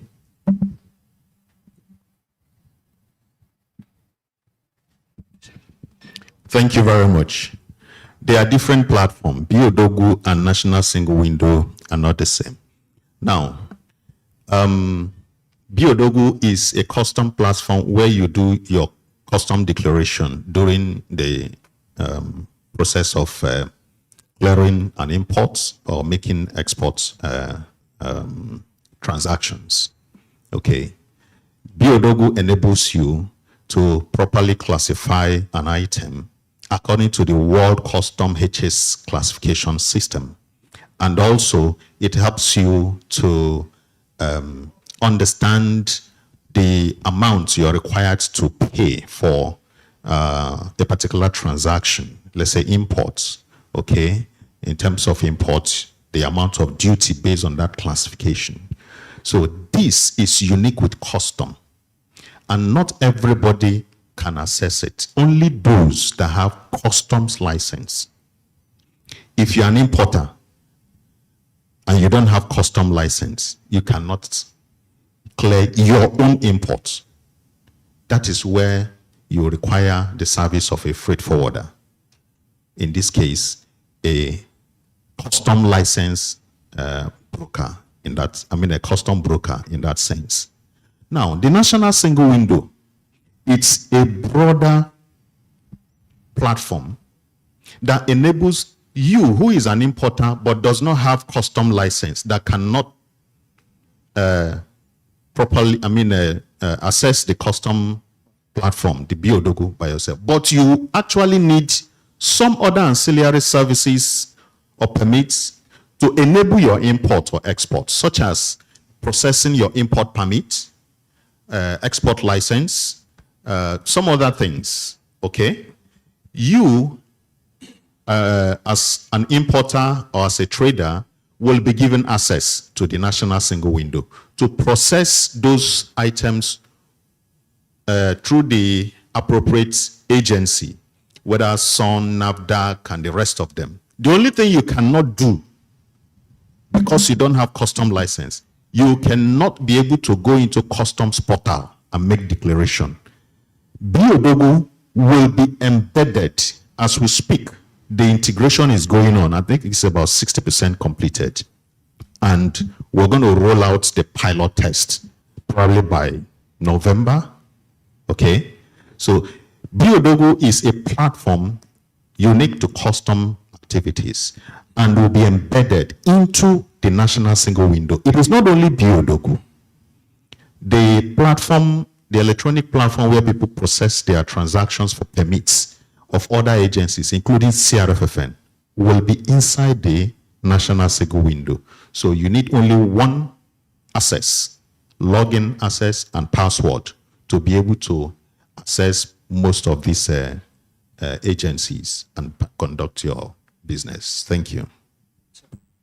All right, so we'll take the next second, and there's a hand around here. Okay, all right. Good afternoon, everyone, esteemed panel and fellow members. So my question is concerning the bridging the policy gap, that is bridging the policy gap and competitiveness. I would like to shed light on the logistic aspect because, like Madam Mufum said when she spoke, she said logistic aspects, we don't have roads, lots of trucks and zero or lesser accessibility, road access for these trucks to penetrate and take containers to designated locations. I'm looking at the water aspect because there are several modes of transportation. There's road, there's water. If we maximize our use of water in sense of batch, and as much as we maximize our use of road, I think they will work hand in hand, and it will be more seamless for logistics. For now we don't have the major routes for all this, but let us make use of what we have. I call it using what you have to get what you want. Like now, there are some areas in which, 1 minute please, there are some areas in which which is closer to the ports. We don't even need to use road. We can just use batch services from jetty to jetty. But these containers are loaded on trucks. To go to the trucks, to the road and bombard that road, while you can easily use water to transport it. So let's maximize our use of water and our use of road transportation to get what we want, to make a seamless transportation system. Thank you.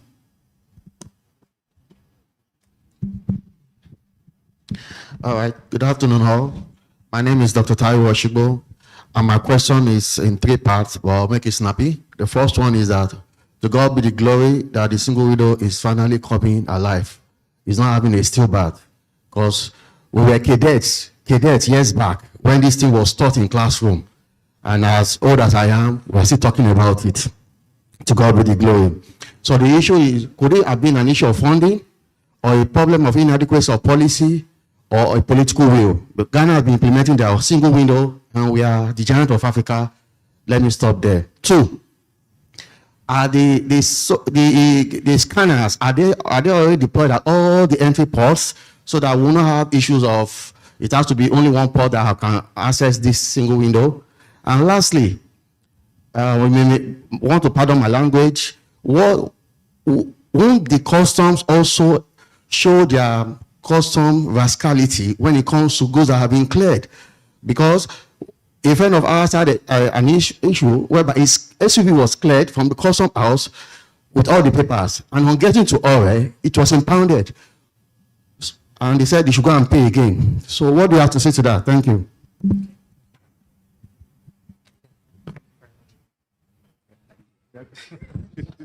Well, without mentioning any, I know it's directed to me. All right. Thank you. Thank you for that question. Number 1,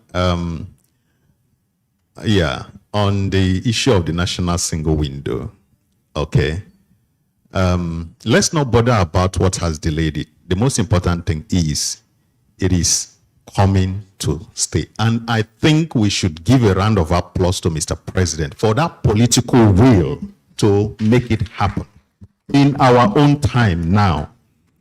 This single window, I can say it's almost 60-70% completed. So we need to embrace it wholeheartedly. What happened in the past, we shouldn't bother about it. That's 1. Let's go forward. Then 2, the single window is not actually dedicated or domiciled with any ports. This is a platform that is every Nigerian can access, can use it. As long as you qualify to access, it's a technical platform. It is not an anyhow platform, you just go in and come out. No. It is not only Nigeria that has adopted this. Many countries have adopted it. Okay? So, it is not domiciled with any ports, but you can, through the single window, perform your custom clearance or do your transaction in any part of Nigeria. Whether you are in Lagos, you can actually do your clearing here in Lagos, meanwhile your consignment is in One. That is the beauty of the platform. So that is that on that, except when you want to now engage the service of a trucker, which is now physical, or you want to, if there is need for physical examination of the consignment, then you have to also arrange for that.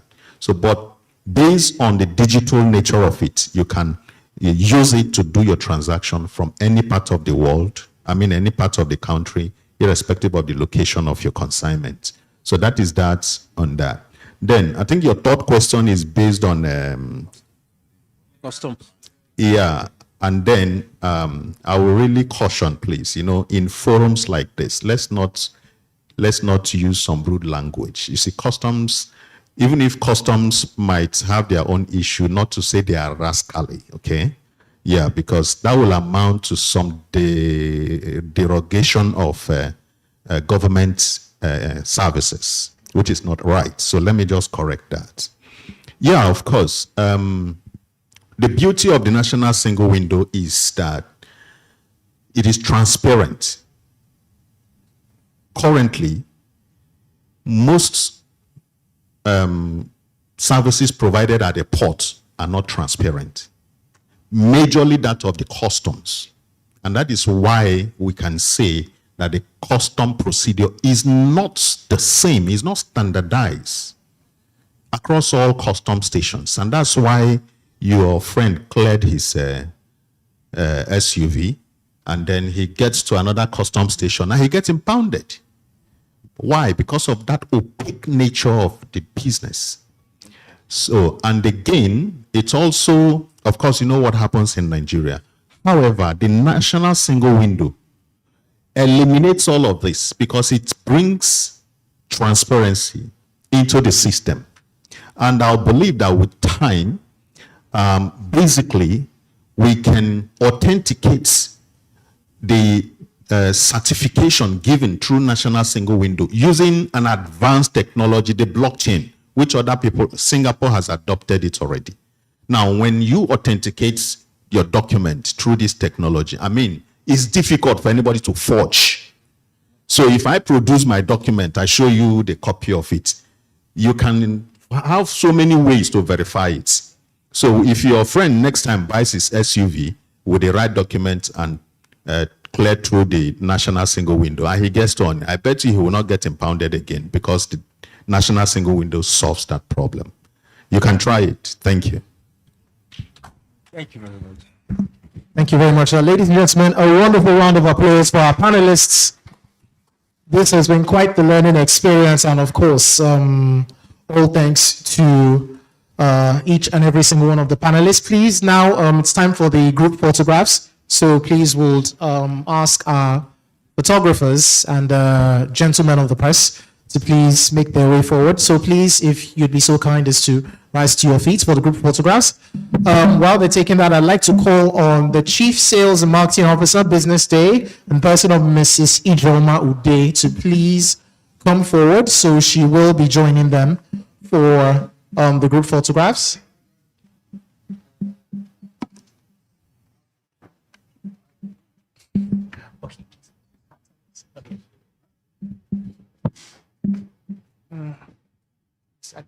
Once they finish this, I can invite you to join them. Okay. All right, thank you very much.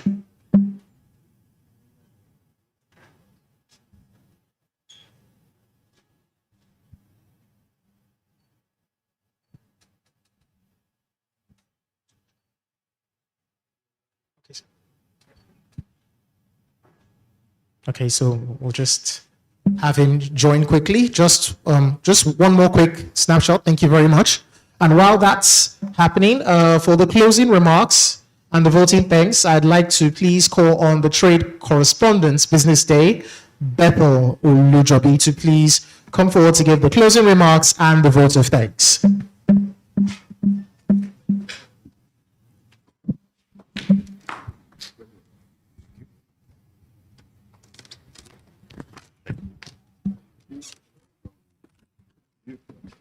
Good afternoon, everyone.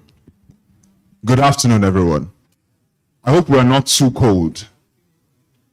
Can you look at the next person beside you and say, I'm glad that you're here?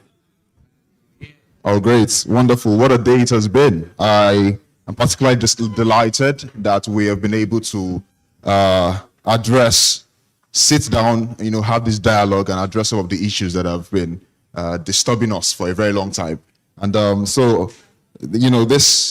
today we set out to build a bridge along the gaps in the policies, in the implementation of the dreams, the goals that we have for the marine and blue economy. And I'm glad that we've been able to do just that. I mean, from the energy in the room, you agree with me that we've been able to do that, yes?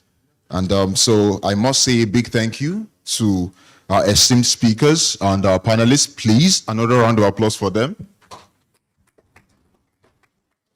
Our keynote speaker isn't here, but we really enjoyed her session, and she called for a whole of government's involvement in what we are doing here today. To every expert who shared their insights from the NPA, CRFFN, AFMESI, Abuja MOU, and especially NLNG Shipping and Marine Services, and Olaniwun Ajayi LP, who are our sponsors and our technical partners for these events. Thank you for making the time to contribute to this critical decision and critical time in our economic growth. To the dedicated team at BusinessDay, conferences, the BDTV, and the BusinessDay newsroom, we thank you very much for working very hard, to make sure that this event was successful. Please, I want you to clap for them. It is not easy to organize a conference like this. A lot of planning, a lot of sleepless nights goes into this. So yes, we appreciate their efforts to make this happen. And thank you to you, finally, our distinguished delegates, our investors, regulators, and every stakeholder that is here present and also following us online. BusinessDay thanks you for your interest. We thank you for your questions and for your active participation in this event. I am Bethel Ulujobi. I'm the trade correspondent here at BusinessDay. If you would like to contact me after now for tips, speeches, and any other thing, I would be happy to engage you right after this event. Thank you very much. And I would say that the most important part of today is the action that begins after now. Thank you very much. We hope that you go back to where you're coming from in safe spirits, in good health, in good faith. Thank you, and we look forward to seeing the fruits of this collaboration even after now.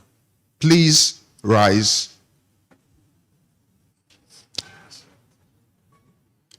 Do we take a national anthem? Oh, no. No national anthem. Okay. Okay, let's just take the national anthem since we are all standing in solidarity to our nation. The national pledge. All right, so we will take the national pledge. All right. I pledge to Nigeria, my country, to be faithful, loyal, and honest, to serve Nigeria with all my strength, to defend her.